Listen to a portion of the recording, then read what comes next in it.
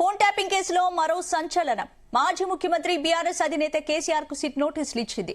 రేపు విచారణకు రావాలన్న సిట్ 65 ఏళ్ల మినహాయింపుతో ఎక్కడ హాజరు కావాలన్న దానిపై కేసీఆర్ కి చాయిస్ ఇచ్చింది. ఇక కేసీఆర్ కు నోటీసులు ఇవ్వడంపై బీఆర్ఎస్ నేతలు ఫైర్ అవుతున్నారు. తెలంగాణ భవన్ దగ్గర ఆందోళనకు దిగారు. తప్పు లేకుంటే విచారణకు భయం ఎందుకని కాంగ్రెస్ కౌంటర్ ఇస్తోంది. ఫోన్ ట్యాపింగ్ కేసులో కేసీఆర్ విచారణ ఎలా ఉండబోతోంది? కేసీఆర్ ను ప్రశ్నించిన తర్వాత సిట్ నెక్స్ట్ ఏం చేయబోతుందో ఇదే అంశంపై ఇవాళ డిఎన్ఏలో మా ఎడిటర్ భరత్ తో డిస్కస్ చేద్దాం. భరత్, కేసీఆర్ కి అయితే సిట్ నోటీసులు ఇచ్చింది. మరి కేసీఆర్ సిట్ విచారణకు హాజరయ్యే అవకాశం ఉందా? వాయిదా కొడతారా? అసలు ఏం జరగబోతోంది? సో ఒక చర్చ అయితే నడుస్తోంది. ఇప్పుడు కేసీఆర్ విచారణకు అటెండ్ అవుతారా లేదా అన్న దాని మీద కేసీఆర్ న్యాయ నిపుణులు, బీఆర్ఎస్ లీగల్ టీం, కేటీఆర్, హరీష్ రావు, ఇతర ముఖ్య నేతలందరితో కూడా చర్చిస్తున్నారు. రెండు ఆప్షన్స్ ఉన్నాయి. ఒకటి చర్చకు అటెండ్ కావడం, రెండవది కొంత సమయం కోరడం. అంటే ఇప్పుడు ఇవాళ నోటీస్ ఇచ్చి రేపు విచారణకు హాజరు కమ్మన్నారు కాబట్టి మున్సిపల్ ఎన్నికల సమయంలో దీని ఒక ఇష్యూగా వాడుకోవాలని కాంగ్రెస్ పార్టీ ప్రయత్నిస్తోందని బీఆర్ఎస్ ఆరోపిస్తుంది. ఎందుకంటే రేపు నామినేషన్ లాస్ట్ డేటు.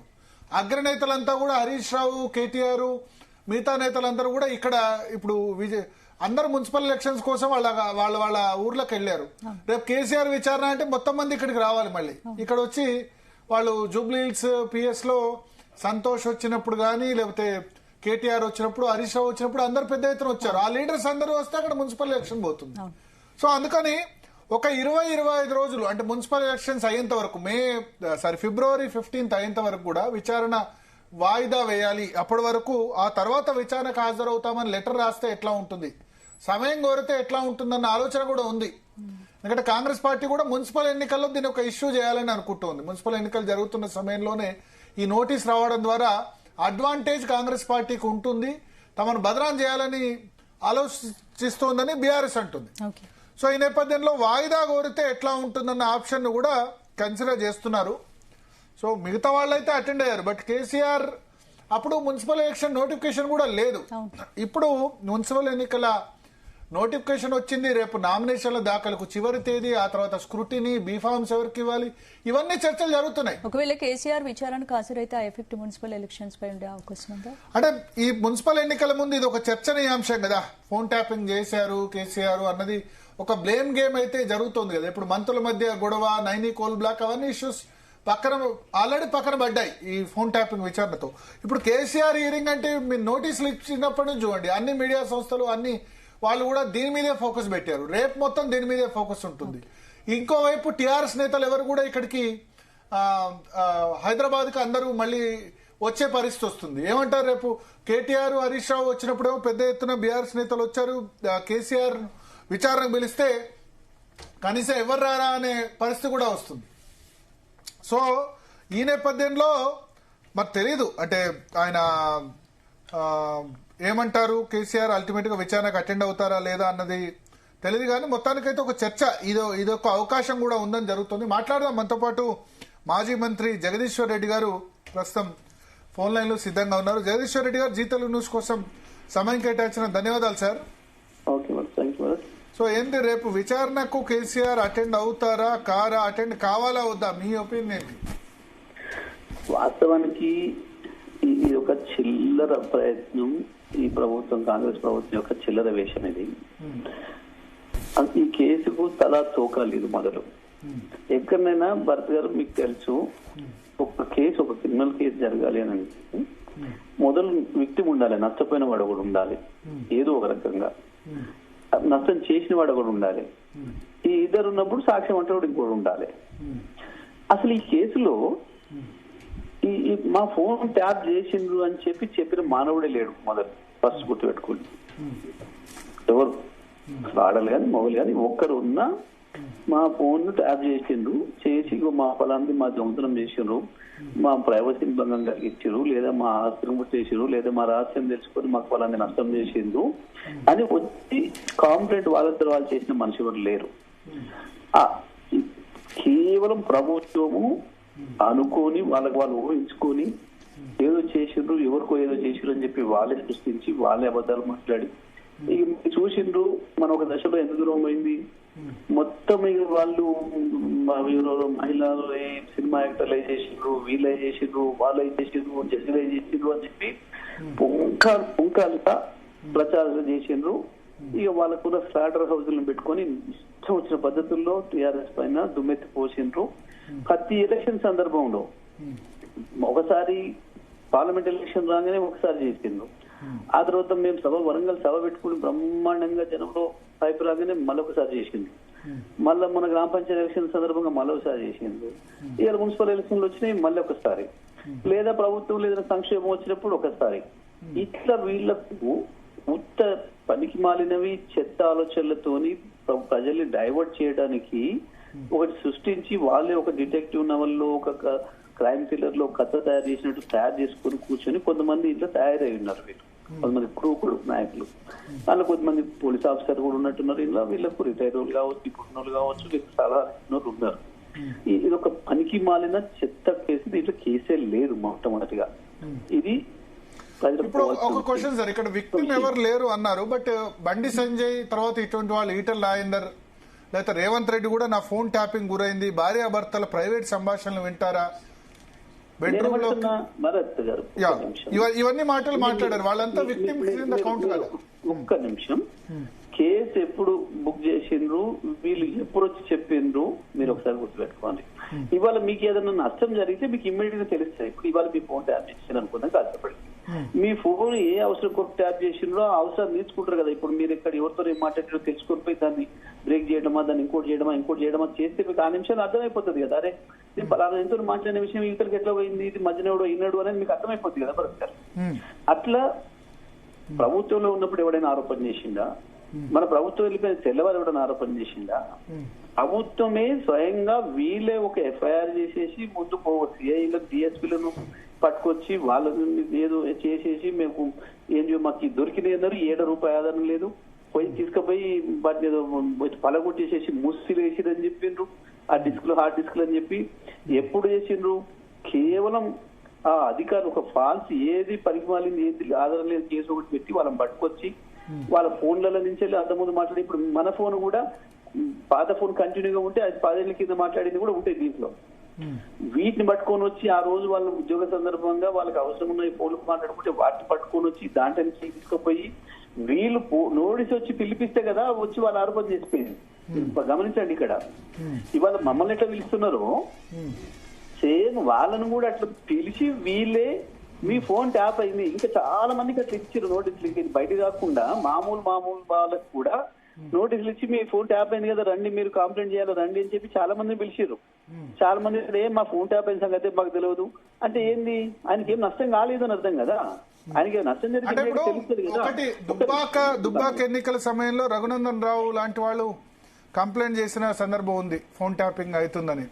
తర్వాత మునుగోడు ఎన్నికల సమయంలో రాజగోపాల్ రెడ్డి, రేవంత్ రెడ్డి కూడా గతంలో అన్నారు కదా ప్రభాకర్ రావు నీ సంగతి చూస్తా అని చెప్పిన సందర్భం ఉంది కదా ఆపోజిషన్ లీడర్ గా ఉన్నప్పుడు. ఆయన చాలా మంది మహేందర్ రెడ్డిని కూడా అన్నాడు నీ బట్టలు ఇప్పదీస్తాను కూడా అన్నాడు డీజీపీగా ఉండి. డీజీపీగా ఉన్న మహేందర్ రెడ్డిని కూడా నీ బట్టలు ఇప్పదీస్తా రోడ్డు మీద నిలబెడతాను కూడా మాట్లాడాడు. ఆయన ఎవరిని లేదు, ఆయనకు వచ్చిన భాషే కదా, ఆయన చేస్తే పనే కదా. కానీ ఆయన అంతమించి ఏమొస్తుంది. కానీ నేను ఏమంటుందంటే ఉత్త ఆరోపణలే తప్ప ఇగో మా ఫోన్ ట్యాప్ చేసి ఈ పని చేసిండ్రు అని ప్రజలు చూపించి రావాలేమన్నా మా ఫోన్ చేసి మేము చేసిన దొంగతనాన్ని పట్టుకున్నాను. మేము ఒక్కటి రేవంత్ రెడ్డి అనడానికి ముందు ఎందుకు అనంటే ఆయన ఓటుకు నోటు కేసులు ఎప్పుడైతే దొరికిండో, నోట్లు పైసలు ఇచ్చి ఓటుకున్నాలని చెప్పి దొంగతనం ఎప్పుడైతే చేసిండో, ఆ దొంగతనం దొరికిన సందర్భంగా అక్కడ మీరు ఫోన్ ట్యాప్ చేస్తారు, నాది ఎట్లా చేస్తారు, నాకు సీసీ కెమెరాలు ఎట్లా పెడతారు. అప్పుడు ఏంది మనం చూసినాం, ఇప్పుడు దొంగతనం చేసినోడు వాడు దొంగతనం చేసింది తప్పు కాదు కానీ మీరు బ్యాంక్ ముందర సీసీ కెమెరా ఎట్లా పెట్టుకుంటారు, మీటి మీద సీసీ కెమెరా పెట్టి దాన్ని ఎట్లా పట్టుకుంటారు అని చెప్పి పంచాయతీ చేసినట్టుగా చేసిండు. అట్లాంటివి చేసిండు. దొరికిన దొంగ మాట్లాడతాడు. ఇప్పుడు దొంగల కొరకే కదా ఫోన్ ట్యాపింగ్ పెట్టింది. మరి దొంగతనం చేసిన భయం ఫోన్ ట్యాపింగ్ లో, మిగతానికి ఏం భయం? నా ప్రైవసీ భంగం కలిగింది అని చెప్పిన వాళ్ళు ఎవరు చెప్పండి ఒక్కరంటే ఒకరు. వీళ్ళు మాట్లాడిన దాంట్లో ఇవాళ ఇంత చేసిండ్రు. మనం చూసినాం, మేము పుంకాలు సృష్టించిన వీళ్ళ స్లాటర్ హౌజులలో ప్రచారం చేసిన దాంట్లో ఒక్క సినిమా యాక్టర్ కోరికన్నా నోటీస్ ఇచ్చిందా? ఎందుకు పిలవలేదు. కేవలం టీఆర్ఎస్ మీద రాజకీయంగా పడక ఎవడైతే దుర్మార్గంగా దాడి చేస్తున్నారో, అబద్ధాలు మాట్లాడుతున్నారో గాలినే పిలిచి వాళ్ళ కాడ తీసుకున్నారు వీళ్ళు. ఎవరైనా వేరే ఇండిపెండెంట్ గా ఉన్న వాళ్ళు ఎవరైనా మా ప్రైవసీ భంగం కలిగించి ఇగో మా ఫోన్ ట్యాప్ చేసి ఇప్పుడు నష్టం కలిసి మాకు చెప్పిన ఒక మనిషి బండి సంజయ్ అంటున్నారు కదా, బండి సంజయ్ ఆ మాట బండి చెప్తున్నారు. సంజయ్ అసలు బండి సంజయ్ అర్జెంట్ గా అందరినీ జైలు పెట్టమని చెప్పి ఇప్పుడు ఆయన కూడా ఇదే మాట, సినిమా తారల ఫోన్లు ట్యాప్ చేశారు, సెలబ్రిటీస్ అని కూడా మొన్న ప్రెస్ మీట్ లో మాట్లాడి అందుకు కేటీఆర్ లీగల్ నోటీస్ కూడా పంపించారు.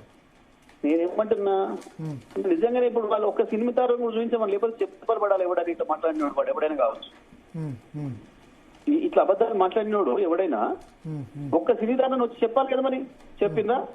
ఇప్పటి వరకు 2 ఏళ్ల నుంచి ప్రభుత్వంలో ఎవరు కదా, ఎందుకు వచ్చి చెప్పలే? ఎవరు గీలే మాట్లాడుతున్నారు. ఇదే రేవంత్ రెడ్డి, ఇదే బండి సంజయ్, ఇదే రఘునందన్ రావు, మొత్తం దొంగలు కూడబడుకొని ఈ రాష్ట్రాన్ని దోసుకుంటూ పేరు వేరే పార్టీలు చేసేది కలిసి దోపిడీ దారి దొంగల దోపిడీ చేసుకుంటూ దొంగలు కలిసి ఊళ్ళు పంచుకున్నట్టు చేసుకున్న ఈ దొంగలు మాత్రమే మాట్లాడుతున్నారు తప్ప ఎవరైనా మామూలు మనిషి ఎవరైనా వచ్చి ఒక వ్యాపారస్తులను భయపెట్టాలన్నారు, సినిమా యాక్టర్లు అన్నారు, ఇంకేదో ఒక మనిషి అన్న చాలా మందిని పిలిపించారు, చాలా మందిని పిలిచిరు. వాళ్ళని పిలిచి మీకు కాంప్లైంట్ చేయాలని అడిగారు.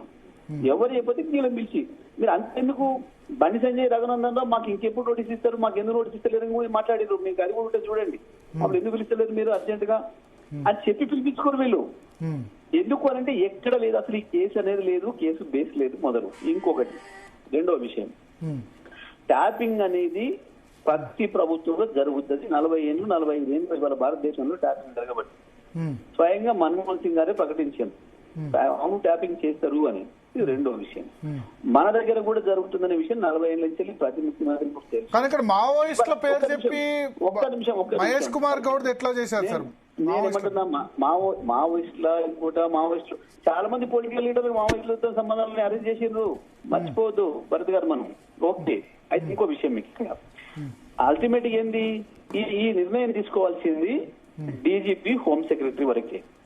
ఇది హోమ్ మినిస్టర్ దగ్గర రాదు, ముఖ్యమంత్రి దగ్గర రాదు. ఇది పూర్తిగా డిపార్ట్మెంటల్ వ్యవహారం. పూర్తిగా హోమ్ మినిస్టర్ కి తెలియదు, నా ముఖ్యమంత్రికి తెలియదు. ఎవరిని చేసిండ్రు, ఏం చేసిండ్రు, ఎందుకు చేసిండ్రు అని మూడో మనిషికి తెలియదు. వాళ్ళకి అక్కర ఉంటేనే వాడుకుంటారు, లేకపోతే వదిలేస్తారు. చేసిన వాటిని కూడా వాళ్ళకి అక్కర ఉన్నాయి చూసుకుంటారు. వాళ్ళకి అవసరం పడే సమాచారం వస్తే దాన్ని బట్టి వాళ్ళు ఏం చేయాలో చేసుకుంటారు, మిగతాది వదిలేసుకుంటారు. అది వాళ్ళ ఇష్టం.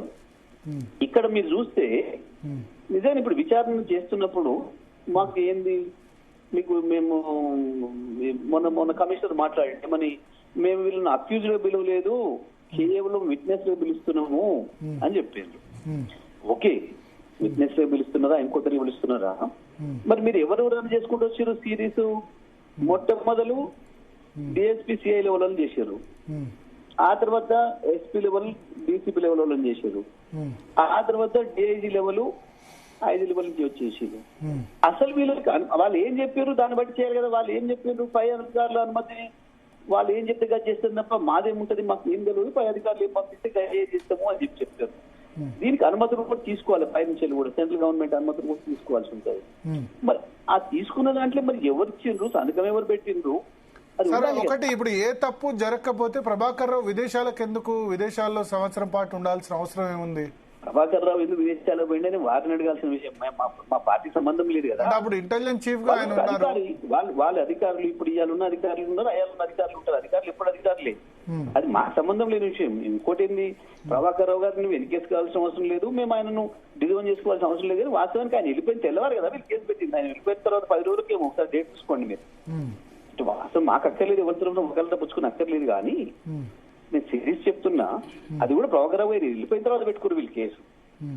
మీరు చూడండి డేట్ ఒకసారి. అయితే ఇక్కడ ఇంకోటి, ప్రణీత్ రావు మరి ఎందుకు హార్డ్ డిస్క్ ధ్వంసం చేశారు?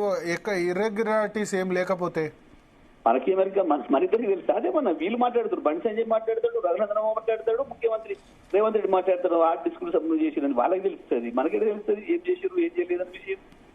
అది మనకేం సంబంధం? వాళ్ళు ఉన్న హార్డ్ డిస్క్ చేసుకుంటే కూడా. అంటే ఫస్ట్ ఇప్పుడు December 7 ఎలక్షన్ రిజల్ట్ రాగానే హార్డ్ డిస్క్ ధ్వంసం చేసి మూసీలో పడేశారు, ముక్కలు చేసి. ఇప్పుడు ఒక విషయం చెప్పండి, ఇది ఏ డిటెక్టివ్ నవల్లో క్రైమ్ థ్రిల్లర్లో రాసినా కూడా నమ్ముతారా ప్రజలు? ఏమన్నా ఇంకా మూసిలో పడేసి మళ్ళీ దొరుకుతాయి వీళ్ళకు.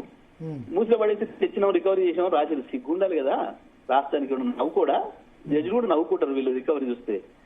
మూసిలో మీరు ఒక వస్తువు పడేసి మళ్ళీ తీసుకోండి చూద్దాము, ₹1 కూడా పడేసి తీసుకోండి, కానీ అదే రోజు మూసీలో అంటే ఎక్కిందని 10వ తారీఖు చెప్తారు. 11వ తారీఖు వెంటనే రిపోర్ట్ అయింది కదా, ఈ హార్డ్ డిస్క్ ధ్వంసం మొత్తం డాటా మొత్తం తీసేశారని. నేనేమంటున్నా, అధికారంలోకి వచ్చిన 3వ రోజే ఆ ఇంటెలిజెన్స్ వాళ్ళు నేనేమంటున్నా, వాళ్ళు స్టోరీ అల్లిండ్రు. ఎన్ని నెలల తర్వాత మూసీలో మేము రికవరీ చేసాం అని చెప్పింది ఒకసారి 6 నెలల తర్వాత. ఓకే, 6 నెలలు మూసీలో పడేసి వచ్చిన చిన్న చూర చేసిందట, మళ్ళా ధ్వంసం చేసిరు అంటే చూర చేసింది వెతికి దొరుకుతుందా? వీళ్ళేదో సృష్టించేది ఒకటి ఏంది అంటే ఈ రకంగా మా మీద కక్ష తీర్చుకోవాలి, పొలిటికల్ గా కక్ష తీర్చుకోవాలి, ఏదో బీఆర్ఎస్ దెబ్బతీయాలి, కేసీఆర్ ప్రతిష్టను దెబ్బతీయాలి, హరీష్ రావు గారిని కేటీఆర్ ని అందరిని ఇబ్బందులు పెట్టాలి, ఏ సందర్భం వచ్చినప్పుడల్లా పొలిటికల్ అవసరం వచ్చినప్పుడల్లా ఈ కేసును వాడుకోవాలి అన్న ఒక దుర్మార్గమైన ఆలోచనతో వాళ్ళు తయారు చేసిన ఒక క్రైమ్ స్టోరీ తప్ప, పనికిమాల స్టోరీ తప్ప ఇది దేనికి నిలబడేది కాదు. అయితే ఒక టాస్క్ ఫోర్స్ ఇంకొకటి, మీరు నేనేమంటున్నా, ఈ సిరీస్ లో ఎవరు చేయాలని మీరు చెప్పండి. మొట్టమొదలు ఎవరు సీఎం దగ్గరికి అనుమతి పోయేది? అనుమతి ఇస్తే కూడా ఏదైనా సీఎం కి సంబంధం ఉండదు ఇందులో, హోమ్ మినిస్టర్ కు సీఎం సంబంధం ఉండదు. సీఎం క్యాంప్ ఆఫీస్ నుంచి చిట్టీలు ఇచ్చారు, పలానా వాళ్ళ నెంబర్ ఇచ్చి నెంబర్ ఫోన్ ట్యాపింగ్ చేయించారు, ఇట్లా ఆరోపణలు చేస్తున్నారు కదా. నేనేమంటున్నా, ఇదంతా బదనాం చేయడం కొరకు పనిపాలన వచ్చేది. ఇప్పుడు నేను మీకు సిటీ పంపిస్తే నేను ఉంటానంటే అసలు సిటీ పంపించేసాక అది వేరే వాళ్ళకి ఏం తెలుస్తుంది? మేము పంపిస్తే ఒకవేళ అనుకుందాం, అది ఇప్పటి వరకు అరెస్ట్ అయిన వాళ్ళ స్టేట్మెంట్ లో ఉంది. అంటే రాధాకిషన్ రావు తర్వాత ఎవ్వరు ఒక్క స్టేట్మెంట్ వాళ్ళు చెప్పింది కాదు, వీళ్ళు రాసుకున్న స్టోరీ. వీళ్ళ క్యాంప్ ఆఫీస్ లో, వీళ్ళ సీఎం ఆఫీస్ లో కూర్చొని వీళ్ళు తయారు చేసుకొని రాసుకున్న స్టోరీ, క్రైమ్ స్టోరీ తప్ప, సినిమా స్టోరీ తప్ప. సార్ ఇంకొక ఇంపార్టెంట్ స్టేట్మెంట్ మీ దృష్టి తీసుకొస్తున్నా. రాధాకిషన్ రావు కన్ఫెషన్ స్టేట్మెంట్ లో పెద్ద ఆయన ఆదేశాల మేరకు చేశాము అని చెప్పారు. ఉంది ఆ స్టేట్మెంట్. అంత మించిన పనికిమాల మాట ఇంకోటి ఉండదు. ఒక్కసారి రాధాకృష్ణరావు గారిని అడిగితే చెప్తారు అసలు ఆయన చెప్పిండు అని. మీరు ఇంకో విషయం చెప్తాం మీకు ఈ సందర్భంగా. మొన్న లగచర్ల కేసు అయినప్పుడు మా నరేందర్ రెడ్డి, మా ఎక్స్ఎమ్మెల్యే నరేందర్ రెడ్డి గారిని తీసుకుపోయి వారు ఏమి చెప్పకపోయినా వారి సంబంధం లేకుండానే వారు చెప్పినట్టు రాసి మాకు కేటీఆర్ గారు చెప్తేనే తెలంగాణ భవన్ కు నేను వీళ్ళందరినీ తీసుకోకపోతే కేటీఆర్ గారు చెప్పిండ్రు మీ కలెక్టర్ల మీద దాడి చేసి, మీ ఆఫీసర్ మీద దాడి చేయని చెప్పిండ్రు, చెప్తేనే మేము చేసినాము అని చెప్పి నరేందర్ రెడ్డి చెప్పినట్టుగా రాసిరు వీళ్ళు. రాసి రిమాండ్ రిపోర్ట్ ఇస్తున్నప్పుడు మా నరేందర్ రెడ్డి గారు స్పష్టంగా జడ్జి గారి ముందు చెప్పాడు, వాళ్ళు రాసిన రిమాండ్ రిపోర్ట్ ఏది నేను చెప్పింది కాదు, నా కన్ఫెషన్ కాదు, పూర్తిగా అబద్ధాలు రాసిన వాళ్ళు, నేను సంతకం పెట్టలేదు అని చెప్పిండు. చెప్పగానే అప్పుడు మేజిస్ట్రేట్ గారు దాన్ని తీసుకుంటూ కేటీఆర్ గారిని అక్యూట్ కాకుండా ఆపేది. సేమ్ ఇది కూడా అంతే. మీరు ఏ పోలీస్ స్టేషన్ అయినా రొటీన్, మిమ్మల్ని తీసుకుపోనేయండి, ఇంకో తీసుకుపోయి, నన్ను తీసుకుని ఇంకో తీసుకుపోనేయండి, మీరు చెప్పారు అని చెప్పి వాళ్ళు అనుకున్న పేరు రాసేసుకుంటారు వాళ్ళ ఇష్టం. ఇది వీళ్ళ పద్ధతి అది.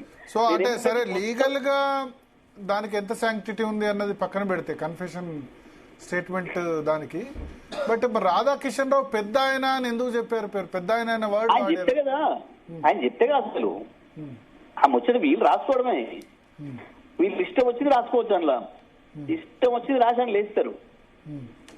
అది సంతకం ఉండదు, తీసుకోరు, ఇయర్ పెట్టరు, అవసరం లేదు, ఇష్టం వచ్చింది రాయచ్చు. ఎవరు పేరు పెట్టదలుచుకుంటే ప్రధానమంత్రి కూడా పెట్టచ్చు, రాష్ట్రపతి కూడా పెట్టచ్చు, ట్రంప్ కూడా పెట్టచ్చు, వీళ్ళు ఎవరిదైనా పెట్టచ్చు, వాళ్ళకి ఇష్టం. కానీ అంటే ఇప్పుడు వరుసగా ఫస్ట్ హరీష్ రావు, తర్వాత కేటీఆర్, తర్వాత సంతోష్, తర్వాత ఇవాళ కేసీఆర్ కు నోటీసులు.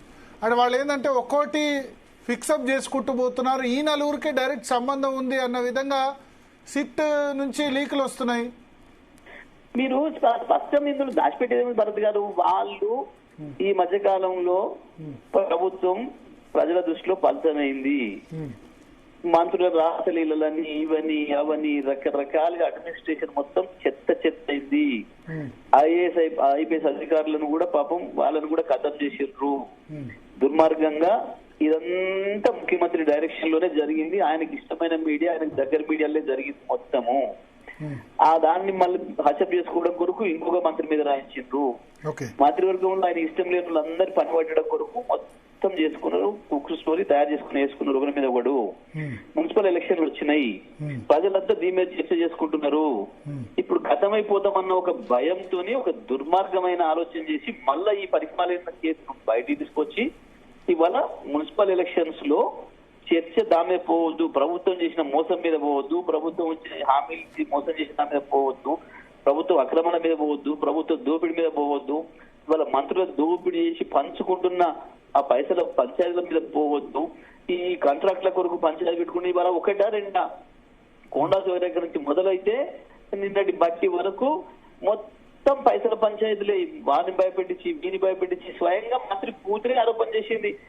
వాడు ముఖ్యమంత్రి పేరు చెప్పి వాడు రివాల్వర్ పెట్టి భయపెట్టించి చేసిండు అని చెప్పి, వీళ్ళు రివాల్వర్ పెట్టి భయపెట్టించారు వాళ్ళని చెప్పి వాడు, ఆ తర్వాత ఒక మంత్రి ఇట్లా రాసలీలని, ఇంకో మంత్రి అట్లా రాసలీలని రకరకాలుగా ఎట్లా చేసిండు ఇవన్నీ మనం చూసినాం.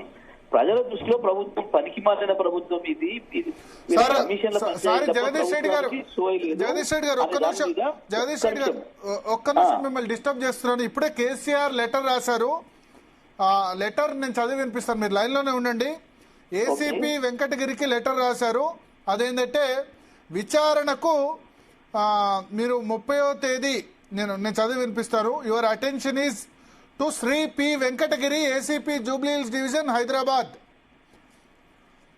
Your attention is invited to the above subject and inference cited. I was requested to be available for examination by you on 30th at 3 p.m. అంటే రేపు 3 గంటలకు మీరు విచారణకు హాజరు కమ్మని నన్ను అడిగారు. ఎట్ ప్రజెంట్ ఇప్పుడు nomination to the election to the municipalities, municipal corporation is under way. Tomorrow is the last date for filing nomination to the election to the 116 municipalities and 7 municipal corporations. అంటే nominations నడుస్తున్నాయి. Municipal corporation 116 municipalities, 7 municipal corporation. In view of the same I am preoccupied with issuing authorization to number of persons as the elections are being held on party basis.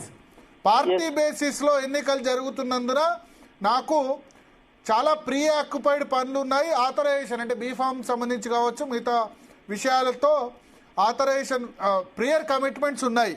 In view of the above you may fix any other date of your convenience for my examination under section 160 of CrPC అని చెప్పారు. అంటే మిగతా ఏ date అయినా పర్లేదు, రేపు మాత్రం possible కాదు, ఎందుకంటే మున్సిపల్ ఎన్నికలు నడుస్తున్నాయి, కార్పొరేషన్ ఎన్నికలు నడుస్తున్నాయి అని చెప్తూ you conduct the examination at my place of residing, house number 3-96, Erravelli, Markook, Siddipet. అంటే వాళ్ళు హైదరాబాద్. జగదీష్ రెడ్డి గారు పూర్తి లెటర్ చదివి వినిపించిన తర్వాత మళ్ళీ మీ రియాక్షన్ తీసుకుంటాను, ఎందుకంటే ఈ లెటర్లో చాలా 2 పేజీల లెటర్ ఉంది. సో గజ్వేల్ ఫామ్ హౌస్ లో నన్ను క్వశ్చన్ చేయండి, ఎందుకంటే వాళ్ళు హైదరాబాద్ జ్యూరిడిక్షన్ లో వ్యవసాయ క్షేత్రం. Yes, residence yeah, it's in place of my residing. అంటే గజ్వేల్ లో, ఎర్రవెల్లిలో క్వశ్చన్ చేయండి. సిఆర్పిసి దాని ప్రకారం మీరు హైదరాబాద్ లిమిట్స్ లో ప్లేస్ సజెస్ట్ చేయమని పోలీసులు అడిగారు. బట్ హైదరాబాద్ కాకుండా ఎర్రవెల్లిలో నేను విచారణకు అవైలబుల్ గా ఉంటానని చెప్తూ ఆయన కొన్ని కోట్ చేశారు. In this connection your attention is invited to the provisions of the section 160 of the CRPC అని చెప్తూ police officers powers to require attendance of witness అని చెప్తూ provided that no male person under the age of 15 years or above the age of 65 years or a woman or a mentally or physically disabled person shall be required to attend at any place other than the place in which such male person or woman resides. So ఆ నిబంధన చూపించారు. 60 సంవత్సరాలు దాటిన వాళ్ళు, 15 సంవత్సరాల పిల్లలకు మొత్తం ఉత్తరంలో ఏముందో నేను చెప్తాను మీకు. చెప్పండి సార్. లేకుండా ఇప్పుడు 2 విషయాలు. ఒకటి, మనం ముందే మాట్లాడుకుంటున్న సందర్భంలో ఇవాళ మున్సిపల్ ఎలక్షన్స్ జరుగుతున్నాయి. సో రేపైతే కేసీఆర్ విచారణకు హాజరు కావట్లేదు, అదైతే బ్రేకింగ్ న్యూస్ అంతోంది. రేపు కేసీఆర్ విచారణకు హాజరు కావట్లేదు, మున్సిపల్ ఎన్నికలు జరుగుతున్నందున మరేదైనా డేట్ చూడమని చెప్పారు. ఎన్నికలు జరగడమే కాదు, నేను మీకు ముందే చెప్పాలనుకున్నాను, మనం ఇంకా అక్కడ దాకా రాలేదు. సరే, ఈ లోపల ఉత్తరం వచ్చింది. ఓకే, వాస్తవానికి మనం మాట్లాడుకుంటున్నట్టు ఎన్నికల్లో డిస్టర్బ్ చేయడం అనేది వాళ్ళ ప్లాన్. ప్రజలు డైవర్ట్ చేయడం అనేది, మమ్మల్ని డిస్టర్బ్ చేయడం అనేది, ప్రజలు డైవర్ట్ చేయాలి, మమ్మల్ని డిస్టర్బ్ చేయాలి అనేది వాళ్ళ ప్లాన్. ఇవాళ వాస్తవానికి బీఫామ్స్ ఇవ్వాలి. ఎలక్షన్ కమిషనే దుర్మార్గంగా కేవలం ఒక 3 రోజులు సమయం పెట్టింది. ఎక్కడ కూడా ఉండదు దుర్మార్గం. ఈ రోజే చెప్పి 3 రోజులలో నామినేషన్ లేమనేది ఇంత పెద్ద దుర్మార్గం ఇంకోటి ఉండదు. ఇది ప్రభుత్వం కలిసి చేసిన నాటకం ఇదంతా కూడా. ఇప్పుడు మొత్తం బీ ఫార్మ్స్ అన్ని కూడా సారు ప్రెసిడెంట్ గా వారే సంతకాలు పెట్టి పంపాలి. ఏ ఫార్మ్స్ ఇవన్నీ కూడా బీ ఫార్మ్స్. సో ఎట్టి పరిస్థితుల్లో కూడా రేపు లాస్ట్ డేట్ ఉంది నామినేషన్ తెరిచే కావాలని చెప్పి ఒక కుట్రపూరితంగా చేసిన ప్రయత్నం ఇది. మేము అందుకనే రేపు రామోజు చెప్పినాం. సార్ బిజీ ఉంటారు, అందరూ కూడా తెలిసింది. ఇది ఒక విషయం. రెండవది 65 years ఎబో ఉన్న ఏజ్ ఉన్న వాళ్ళని ఎవరినైనా సాక్షిగా తీసుకున్నప్పుడు తప్పకుండా వాళ్ళు కోరితే వాళ్ళ ఇంటికే పోయి చేయాలి విచారణ. అక్కడ చేసి రావాలి, వాళ్ళను అక్కడ అడిగి రావాలి. వాళ్ళ బిజినెస్ ఏం చేసుకున్నారో అవన్నీ కూడా వాళ్ళు అక్కడనే అడిగి రావాలి. ఇది చట్టంలోనే ఉంది. మేము ఇక్కడ అదే చెప్తున్నాం. పోలీసులు చట్ట ప్రకారం పనిచేస్తలేదు ఈ ప్రభుత్వంలో. కొంతమంది ఉన్నత స్థాయి అధికారులు కూడా మా ప్రభుత్వం ఉన్నంత కాలం పెద్ద మేము సిన్సియర్ ఆఫీసర్లం అని చెప్పేసి పోజులు పెట్టిన వాళ్ళు కూడా ఇయ్యారు. ఇవాళ పూర్తిగా ప్రభుత్వానికి లొంగిపోయి చట్ట విరుద్ధంగా వ్యవహరిస్తున్నారు. ప్రొవిజన్లో అంత స్పష్టంగా ఉంది చట్టంలో. 65 ఏళ్ళు దాటిన వ్యక్తి ఎక్కడ రెసిడెన్స్ ఉంటే వాళ్ళు అక్కడికి రమ్మంటే పోయి చేసి రావాలి అని చెప్పి క్లియర్ గా ఉంది. కేసీఆర్ గారు ఆమె 15 ఏళ్ళ నుంచి ఉంటున్న సంగతి అందరికీ తెలుసు. ఇంకొక వైపు వీళ్ళందరూ ఏడ్చింది, వీళ్ళందరూ అరిచింది, వీళ్ళు కుక్కల్లాగా ఫామ్ హౌజులు ఉన్నారు అని మాట్లాడిండ్రు. కేసీఆర్ రెసిడెన్స్ అది ఫామ్ ఉంటది, ఫామ్ లో రెసిడెన్స్. ఫామ్ హౌస్ అంటే తప్పేం లేదండి, అది వ్యవసాయ క్షేత్రం, వ్యవసాయం ఇష్టం కాబట్టి ప్యాషన్ కాబట్టి ఫార్మర్ హౌస్. ఆయన రైతు పొలంలో కట్టుకుంటాడు. ఆయన నియోజకవర్గము ఆయనకి ఎక్కడికో పోలేదు కదా, ఆయన నియోజకవర్గంలోనే ఆయన ఇల్లు కట్టుకుని ఉన్నాడు. అది అందరికీ తెలుసు. అయితే అయిపోయింది భరత్ గారు. కాబట్టి చట్టం ప్రకారం వారికి ఏదైతే హక్కు ఉందో దాన్ని ఉపయోగించుకోవాలి. పోలీసులు కూడా చట్టబద్ధంగా వ్యవహరించాలి. మేము హైదరాబాద్ పరిధిలోనే అని చెప్పి చెప్పడం అనేది బుద్ధి తక్కువతనం వీళ్ళది. ఎట్లా చెప్తారు హైదరాబాద్ పరిధిలో వారు లేనప్పుడు? వారు చాలా క్లియర్ గా అక్కడనే ఉన్నారు, ఆనచెల్లే ఉంటున్నారు. ఇవాళ కాదు 15 ఏళ్ళ నుంచి ఉంటున్నారు. వాళ్ళు ఉండడమే కాదు, ఈ చెత్తనాయలు కుక్కలు మొరిగినట్టు మొరిగి రోజు మొరుగుతూనే ఉన్నారు. వీళ్ళ స్లాటర్ హౌజులు రాస్తూనే ఉన్నాయి. ఇవన్నీ జరుగుతూనే ఉన్నాయి 15 ఏళ్ళుగా. కొత్తగా ఇవ్వాలి జరగలే. ఇవాళ కొత్తగా లేరు కేసీఆర్. ఇవాళ వీళ్ళ కొరకు పోలే. ఇలా నోటీస్ ఇచ్చినాక వెళ్ళిపోయి మీరు గాడికి రమ్మని చెప్పలే కేసీఆర్. ఆడనే ఉన్నారు, అక్కడనే ఉన్నారు, ఆడికే వస్తున్నారు. గతంలో కూడా ఆడికే వచ్చిండ్రు ఒక సందర్భంలో వీళ్ళందరూ. కేసీఆర్ ఎక్కడ ఆడ రెసిడెన్స్ ఆయన ఇంకెక్కడ పోలే కదా. ఆయన నియోజకవర్గంలో ఆయన ఇల్లు, ఆయన పనులు కడుతున్న ఇల్లు, కట్టుకున్న ఇల్లు ఆడనే ఉంటున్నారు. పోవాలి, అడిగి పోవాలి. ఈ హైదరాబాద్ పరిధిలోనే ఎట్లా చెప్తారు?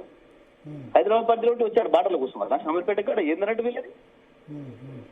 బీయింగ్ ఏ పోలీస్ ఆఫీసర్ అంత మాత్రం తెలివి ఉండదు, నాలెడ్జ్ ఉండదా? చట్టంలో ఏముంది తెలియదా?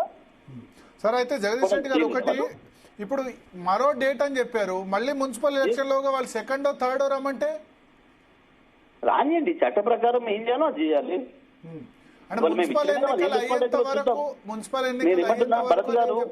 భరత్ గారు ఇవాళ మాకున్న సమస్య ఇవాళ రాష్ట్రం అంతా ప్రజలందరూ కూడా తెలుసు. బీ ఫామ్ల కొరకు ఎంత ఒత్తిడి ఉంటుందో తెలుసు. ఏ ఫామ్లు పంపాలి, మళ్ళీ దాంట్లో ముందు ఆ తర్వాత బీ ఫామ్లు పంపాలి. అది కూడా రేపు సాయంత్రం 5 లోపలే సబ్మిట్ చేయాలి. ఏ ఫామ్లు కంపల్సరీ.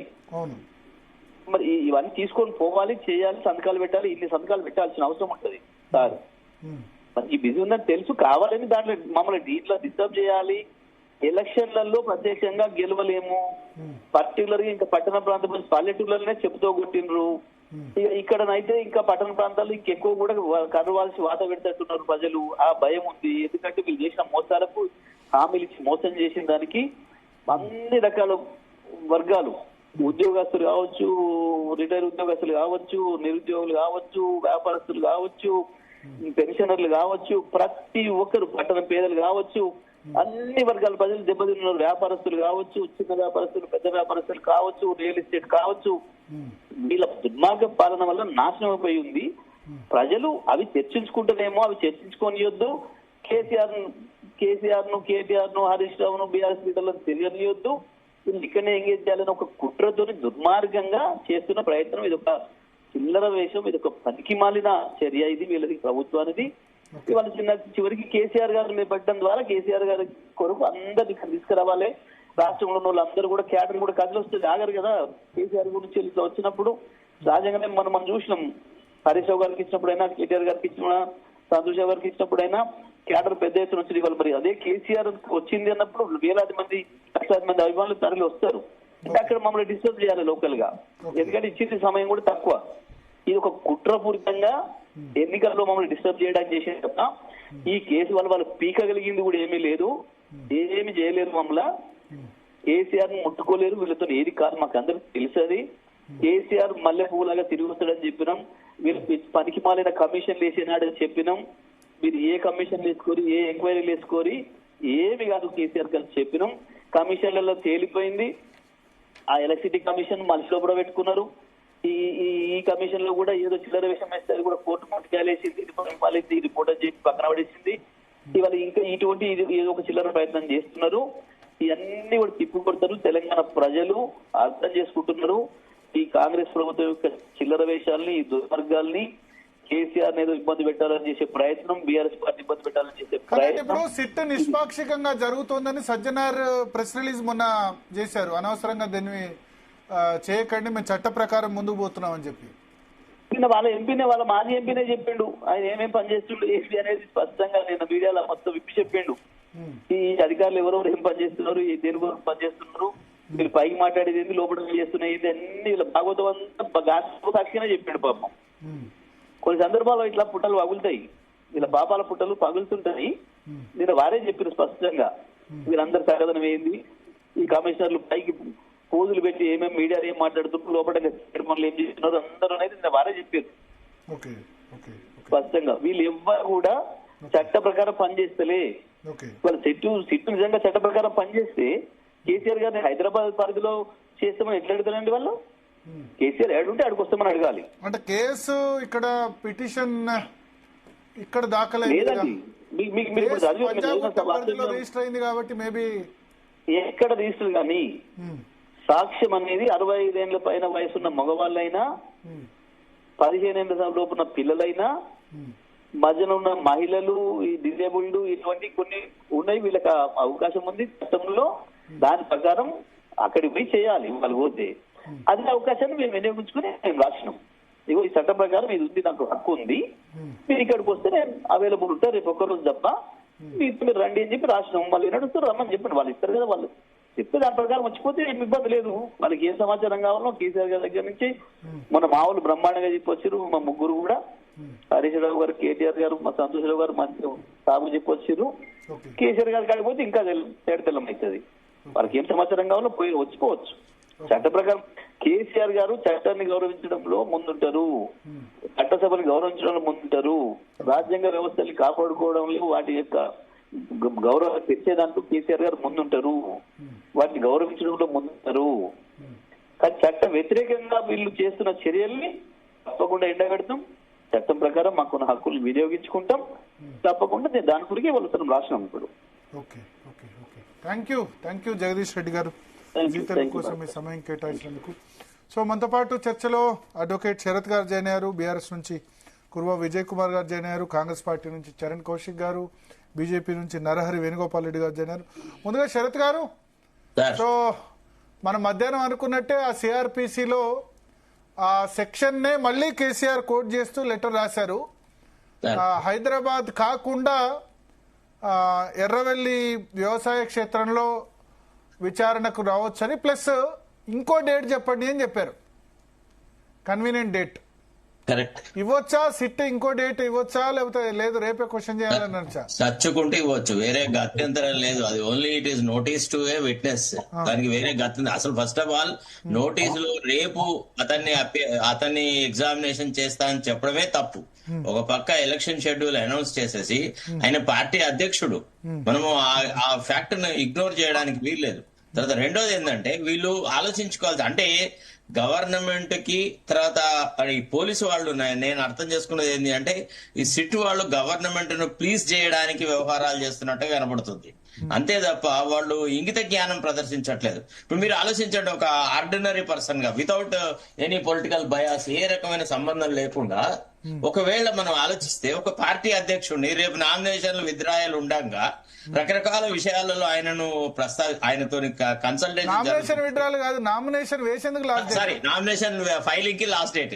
సారీ నామినేషన్ ఫైలింగ్ కి రేపు లాస్ట్ డేట్. బీ ఫామ్లు ఇచ్చే ఈ దశలో ఆయనను రేపు ప్రతిబంధాల్లో పెట్టడము అనేది తప్పే కదా. వాళ్ళు ఆలోచించాలలో ఒక లోపభూయిష్టంగానే ఆలోచించినారు కదా, వేరే రోజు పెట్టదు. అసలు నన్ను అడిగితే అసలు ఈ మొత్తం మున్సిపల్ ఎన్నికల ప్రక్రియ అయ్యే వరకు కూడా కేసీఆర్ ను డిస్టర్బ్ చేయడం తగదు. ఇది ఒక రకంగా లెవెల్ ప్లేయింగ్ ఫీల్డ్ ఉండదు కేసీఆర్ ను ఒక రకంగా ఇచ్చేస్తే. తర్వాత రెండోది పొలిటికల్ గా కూడా ఇది అన్వైజ్ డెసిషన్. ఎందుకంటే during the election hearing suppose ఒకవేళ ఒక పార్టీ ప్రెసిడెంట్ ని మీరు ఈ రకమైన సమస్యలు సృష్టిస్తే అది ఆ అపోజిషన్ పార్టీకి సింపతి వస్తుంది.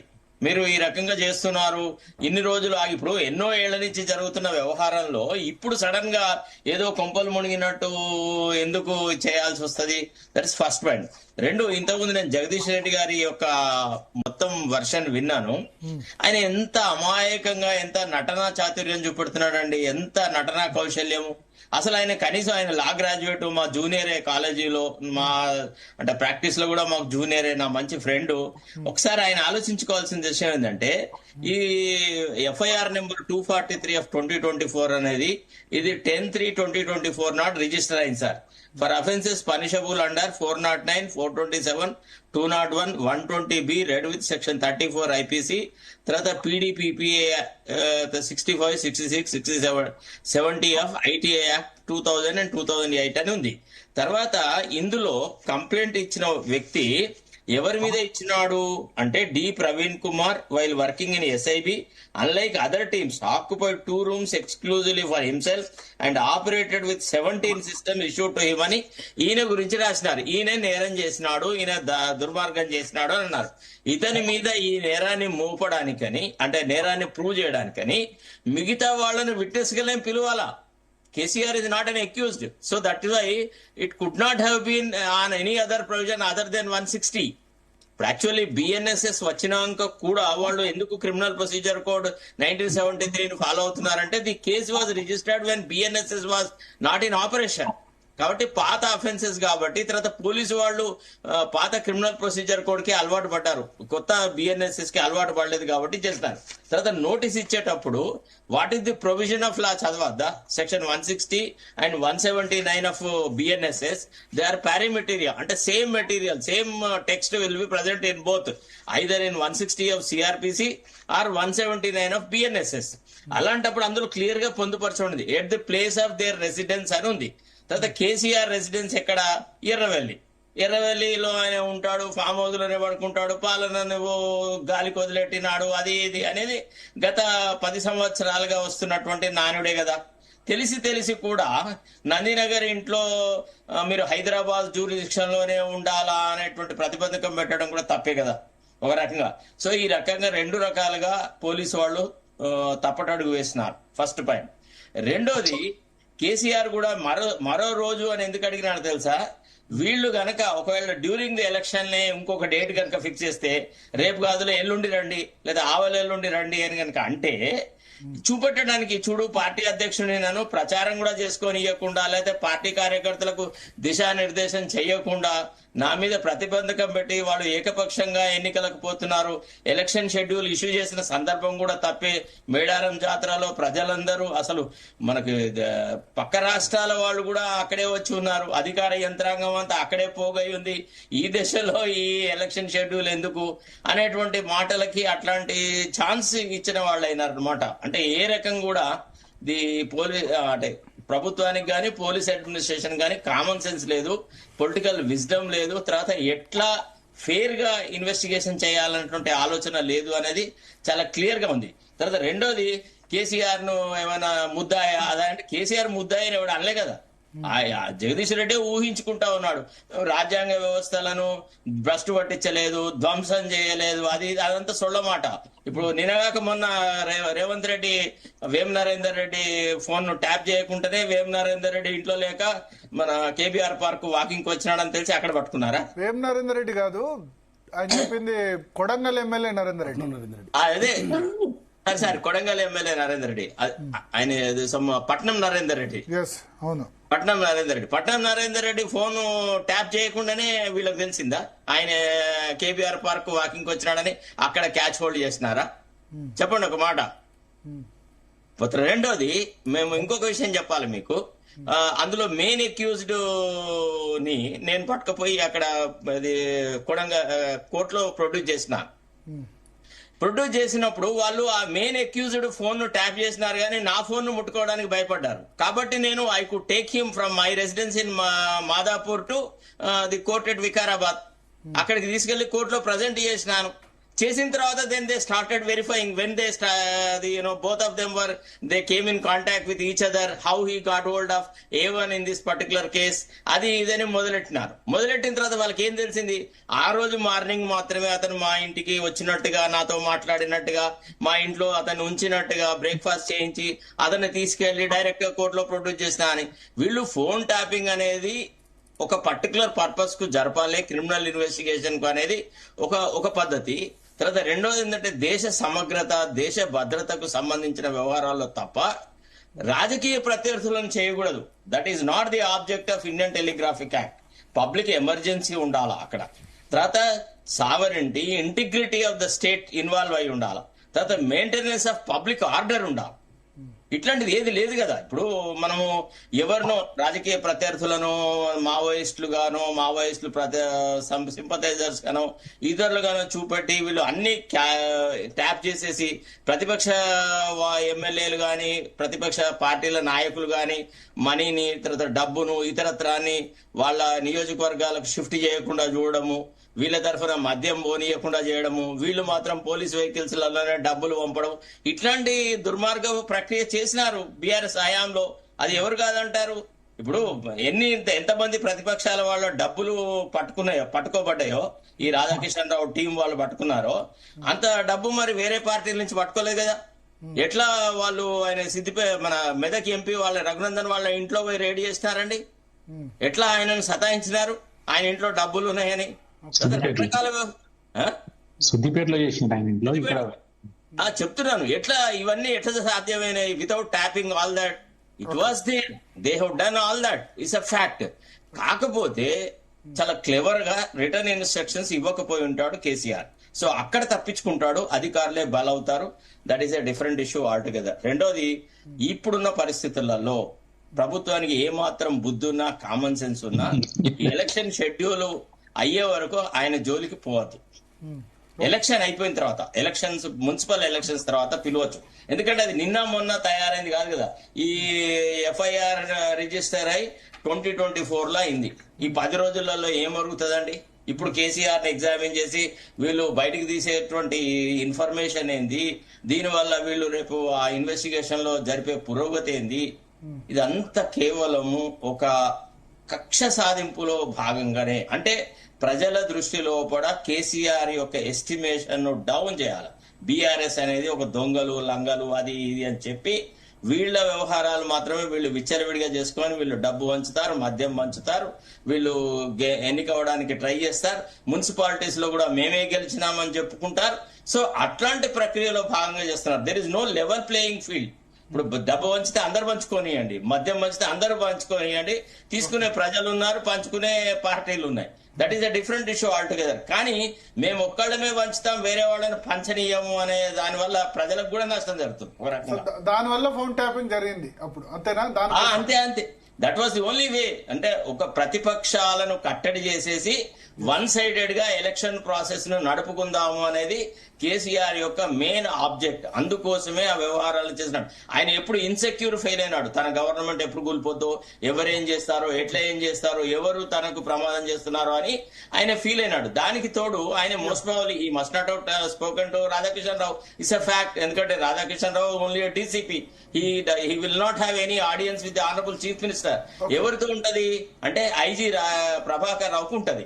ఐజీ ఎప్పుడైతే మార్నింగ్ అతనికి ఇంటెలిజెన్స్ ఇన్పుట్స్ ఇస్తాడో అప్పుడు ఆ డిస్కషన్ లో హీ మస్ట్ టోల్డ్ హిమ్, చూడండి మన పార్టీ ప్రభుత్వాన్ని ఇట్లా డిస్టర్బ్ చేయడానికి చాలా మంది ప్రయత్నిస్తున్నారు, ప్రతిపక్షాల వాళ్ళు ముఖ్యంగా ఇదే పనిగా చేస్తున్నారు. మోడీ ప్రతిపక్ష ప్రభుత్వాన్ని కూల్చడానికి ట్రై చేసినాడు, మహారాష్ట్రలో కూల్చినాడు, ఇంకెక్కడో కూల్చినాడు, అది ఇది అని చెప్పి కొద్దిగా ఒక నిఘా పెట్టండి, కొద్దిగా ఒక చూపు పెట్టండి వీళ్ళ మీద అని చెప్పుంటాడు. ఇక వీళ్ళు స్వామి భక్తితో వీళ్ళ ఇష్టం వచ్చినట్టుగా వీళ్ళు చేసి ఉంటారు. వేణుగోపాల్ రెడ్డి గారు సార్ చెప్పండి సార్. ఏమనిపిస్తుంది ఇప్పుడు మొత్తం? కొద్దిసేపటి క్రితమే నేను విచారణకు రేపు అటెండ్ కాలేనని చెప్పి లెటర్ రాశారు సార్. ఇదంతా 17 సినిమా చూపిస్తాను రాష్ట్ర ప్రజలకు. ఎందుకు చెప్తున్నా అంటే టెలిఫోన్ ట్యాపింగ్ నేను కూడా వేసినా అని చెప్పాను కదా. ఇప్పుడు నాది ఏముందండి, నేను సామాన్యుడు, నాది ఎందుకు చేసిండు? ఇది చాలా ఒకటి నాలాంటి ఎంతో మంది చేసిండు. ఎందుకు చేసిండు? నేను 21లో మిమ్మల్ని కూడా పిలిచారా విచారణకి? పిలిచిండు, విచారణ పోయినా మేము 10 మంది, నేను రాజేంద్ర గారు 10 మంది పోయినా. రాజేంద్ర గారితో పాటు మీ ఫోన్ కూడా ట్యాప్ చేశారా? నా ఫోన్ ట్యాప్ చేసిండు. అప్పుడు నేను హుజరాబాద్ లో పనిచేసిన కాబట్టి 2021లో నాది కూడా ట్యాప్ చేసిండు. ట్యాప్ చేస్తే నాకు పోలీసులు నోటీస్ ఇచ్చిండు, ఇస్తే పోయింది. పోయినప్పుడు మేము మా బీజేపీలో అక్కడ పనిచేసిన 10-20 మందికి ఇస్తే అందులో 10 మందిని కలిసిపోయినాం. అందులో రాజేంద్ర గారు కూడా ఉన్నాం. 4-5 గంటలు వాళ్ళు అన్ని మాకు వినిపించిండ్రు. అంటే ఫోన్ ట్యాపింగ్ ఎట్లని ఆ వాయిస్ కూడా వినిపించిండ్రు. కాకపోతే ఒక్కొక్కరికి ఎవరిది వాళ్ళకి వినిపించింది, ఒక్కరిది అందరికి వినిపించాలి. ఎవరిది వారికి షాంపిల్ వినిపించింది, ఒక 2-3 అట్లా వినిపించిండు. వినిపించి అయిపోయింది. ఇప్పుడు ఉదాహరణ చెప్తాను, ఇందులో ఇప్పుడు ఈ గవర్నమెంట్ వచ్చే 2 సంవత్సరాలు దీని మీద ఇంకేం తేలలేదు. ఎందుకంటే టెలిఫోన్ ట్యాపింగ్ చట్టబద్ధమైనది ఒక వాదన, చట్ట వ్యతిరేకమైన చేసిన ఒక వాదన. ఇప్పుడు టెలిఫోన్ ట్యాపింగ్ చట్టబద్ధత కొన్నిటి ఇప్పుడు ఇంతకుముందు వకీల్ సాబ్ చెప్పినట్టు అన్ని 100% వారు చెప్పింది. అంటే చట్టబద్ధంగా ఉండేది చేయవచ్చు. కానీ చట్టబద్ధం కాని వాటిని నాలాంటి వాళ్ళని కూడా చేసింది కదా, అవన్నీ ప్రూఫ్ అయినాయి కదా, ఎవిడెన్స్ ఉన్నాయి కదా. మరి ఇప్పుడు వీళ్ళని తీసుకొస్తారు హరీష్ రావు, కేటీఆర్ పుల్లతో సమానం, గడ్డి దోస్తో సమానం, ఏం పిక్కుంటారో పిక్కొని ఆయన మాట్లాడుతాడు. మరి వీళ్ళని ఎందుకు పిలుస్తాను? ఇప్పుడు వీళ్ళను 7 గంటలు వీళ్ళ అన్న సమాధానం ఏదైనా వాళ్ళు ఎన్ని క్వశ్చన్ అంటే తెలియదు ఇదే మాట. ఇక మరి ఎందుకు పిలిచినట్టు వాళ్ళని పిలిచిండ్రు, వాళ్ళు తెలియదు అన్నారు, వాళ్ళకి ఎవిడెన్స్ లేదు. అంటే ఇదంతా ఒక సినిమా. ఇక ఇది వీళ్ళు వాళ్ళు కలిపి వాళ్ళు ఏమంటారు, అగో ఇప్పుడు నువ్వు చేస్తావా, నువ్వు కూడా చేస్తాను అంటారు. అంటే మేము చట్టబద్ధం ఉన్నాయి చేస్తాను, వేరే చేస్తలేమని వాళ్ళు అంటారు. అన్ని రాజకీయ పార్టీలు అందరి మీరు కూడా చేస్తాను వాళ్ళ ఆరోపణ చేస్తాను. ఇది నడుస్తున్నది. అంటే ఇది తేలుతుందా అంటే ఇది తేలదు. ఇంకో 3 సంవత్సరాలు 2.5 సంవత్సరాలు ఇట్లే నడుస్తుంది. ఇక ఇట్లనే నడుస్తుంది. ఇప్పుడు వీళ్ళను ప్రశ్నించడం ద్వారా ఎంతో ముందు వకీల్ సాబ్ అన్నట్టు ప్రాథమిక సాక్ష్యాధారాలు వీళ్ళ మీద లేవు, ఎవిడెన్స్ కింద వీళ్ళని పిలుస్తున్నారు. ఈ పొలిటికల్ గా ఇది అన్ని హైలైట్ అవుతున్నది. పొలిటికల్ హైలైట్ కావడం వల్ల వాళ్ళ సమస్యలు వాళ్ళు ఇప్పుడు ఏదైతే వాళ్ళకు వచ్చిన సమస్యలు కాంగ్రెస్ ప్రభుత్వం అధిగమించి దాన్ని పక్కదారి పట్టించి ఇది కొన్ని రోజులు రక్తి కట్టించి మేము ప్రయత్నం చేస్తున్నాం అని చెప్పుకుంటే అందుకు పనికొస్తారు తప్ప ఇలా కన్విక్షన్ రాదు. వీళ్ళు ఎఫ్ఐఆర్ రాదు, ఏది రాదు. అధికారులు 3-4 కావాలి ఉంటారు. అది కూడా ఫోన్ ట్యాపింగ్ చేసినప్పుడు 2021 హుజురాబాద్ ఎలక్షన్ సమయంలో మీ పేరు ఎట్లా అంటే ఏమని మీ వల్ల ఏం థ్రెట్ ఉందని చెప్పారట? ఏం థ్రెట్ లేదు, మావోయిస్ట్ సానుభూతి పర్లని చెప్పారా? ఏమని చెప్పారు? ఏ గవర్న ఎక్కడ ఏంటి, నేను కమలాపూర్ మండలం ఉన్నా, నేను ఎవరెవరికి ఫోన్ చేస్తున్నా, ఎలక్షన్లలో ఏం మాట్లాడుతున్నా అనేది వాళ్ళు విన్నారు. నేను కనుక డబ్బుల ప్రస్తావన కానీ లక్కీ ఏంటంటే డబ్బుల ప్రస్తావన రాలేదు. డబ్బుల ప్రస్తావన వాట్సాప్ కాల్స్ కూడా ట్యాప్ చేశారా? Only normal phone కాల్సా?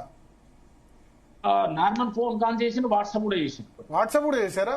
వాట్సాప్ లో మెసేజ్ చేసిండు, వాళ్ళు మెసేజ్ చేశారు చేసిండు.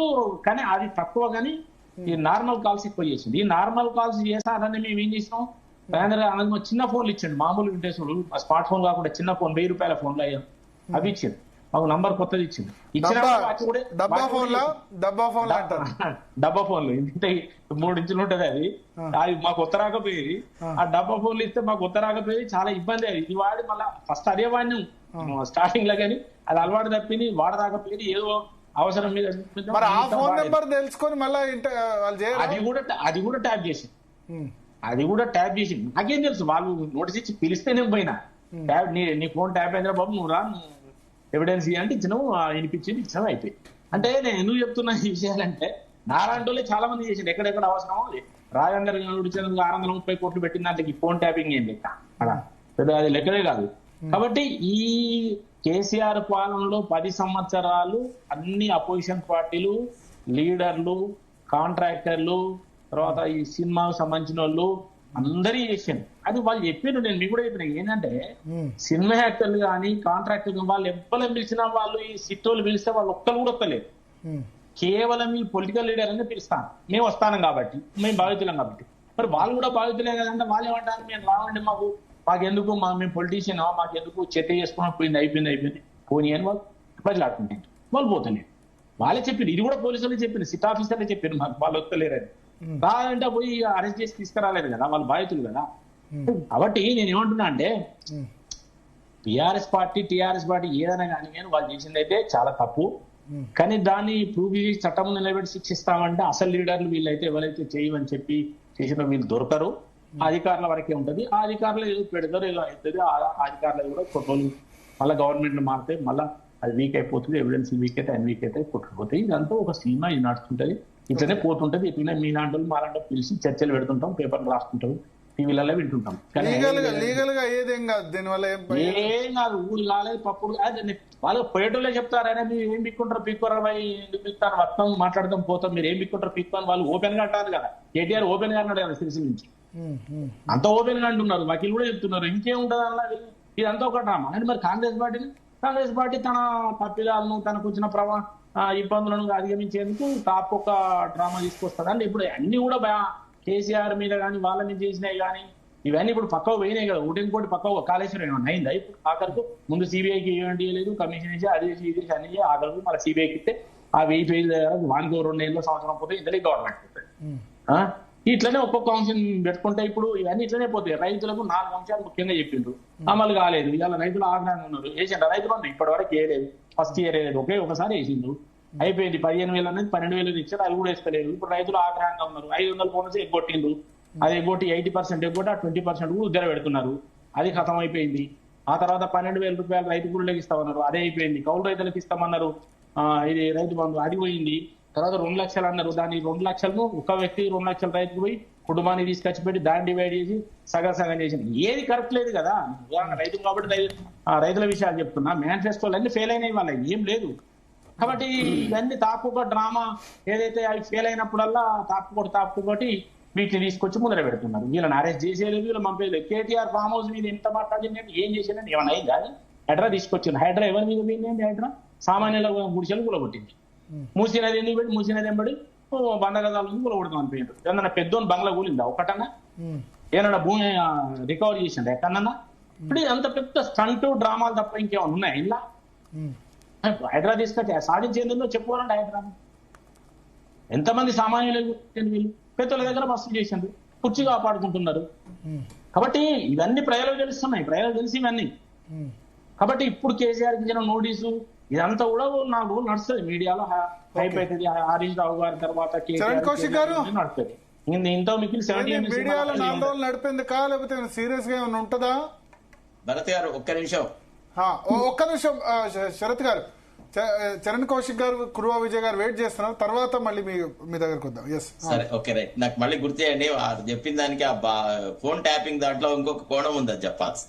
చరణ్ కౌశిక్ గారు, సార్ ఇప్పుడు మరి భారతీయ మున్సిపల్ ఎలక్షన్స్ ఇన్ని రోజులు ఏమైపోయింది? 2 సంవత్సరాలు పోయి కరెక్ట్ గా మార్చి 10, 2024 ఎఫ్ఐఆర్ నమోదైతే ఆల్మోస్ట్ 2 సంవత్సరాల తర్వాత ఇప్పుడు కేసీఆర్ మున్సిపల్ ఎలక్షన్ ముందు పిలిచి ఈ 4 రోజుల్లోనే కేసీఆర్, కేటీఆర్, హరీష్ రావు, సంతోష్ వీళ్ళందరూ ఈ మున్సిపల్ ఎలక్షన్ సమయంలోనే గుర్తొచ్చిందా మీకు? సార్ ఇప్పుడు ఎవరిని పిలవాలని చెప్పేసి సిట్టు చూసుకుంటది, మేము చూసుకునేది కాదు కదా. అది సిట్ అంటే సిట్, స్టాండ్ అంటే స్టాండ్ అంటారు సార్. ఇప్పుడు మీరు సార్ ఇప్పుడు వేణుగోపాల్ రెడ్డి గారి స్టాండా Bharatiya Janata party stand? SIT ఏం చేయదని చెప్తారు. మరి మీరు కూడా అదే చేసి రాయింది ఇప్పటి వరకు. అదా ఎడెన్బర్గ్ రిపోర్ట్ 2023-24 ఏమైంది సార్ కమిటీ? మరి సుప్రీంకోర్టు 2018 వేసి సార్ ఏమైంది సార్ ఒప్పందం వేసి సార్? హర్యానా ధాన్యం కొనుగోలు మీద వేసి సార్ మీరు, అదాని బొగ్గు కుమ్మలు కొనుగోలు వేసి సార్ కేసులు. మీరు చేస్తే కరెక్ట్, వేరే వాళ్ళు చేస్తే తప్పని చెప్పేసి ముద్ర వేసే ప్రయత్నం చేస్తారు. ఇక మీకు అదే ఉంది కదా, 24 గంటల కేసు నమోదు చేస్తారు కాళేశ్వరం మీద. అది అదే డ్యామ్ సేఫ్టీ అథారిటీ ఇచ్చిన రిపోర్ట్ మీద కేసు నమోదు చేయలేదు. డిఓపిటి అనుమతి ఇవ్వండి అని చెప్పినాం. అరవింద్ కుమార్ ఇప్పండి, మరి ప్రధానమంత్రి గారు నేతృత్వం వహిస్తారు, కేటీఆర్ గారు గవర్నర్ గారు 3 నెలల తర్వాత ఇచ్చారు. మరి ఇవ్వండి, ఇస్తే విచారణ చేస్తారు కదా, ఎందుకు మీరు తొక్కు పెడుతున్నారు? ఆ హరీష్ రావు గారు మీకెందుకు లేఖ రాస్తారు సింగరేణికి సంబంధించి రాష్ట్ర ప్రభుత్వం లేఖ రాస్తే విచారణ చేస్తా చెప్పి డిప్యూటీ సీఎం గారు చెప్పారు కదా. మీరేమో చేయరు, చేస్తే మాత్రం ఇక దీంతో ఏం కాదని చెప్పి మాట్లాడతారు. అన్ని మీలాగానే ఉంటాయా? 25 మంది భారతీయ జనతా పార్టీ జాయిన్ అయితే 23 మందికి క్లీన్ సీట్ ఇచ్చింది భారతీయ జనతా పార్టీ.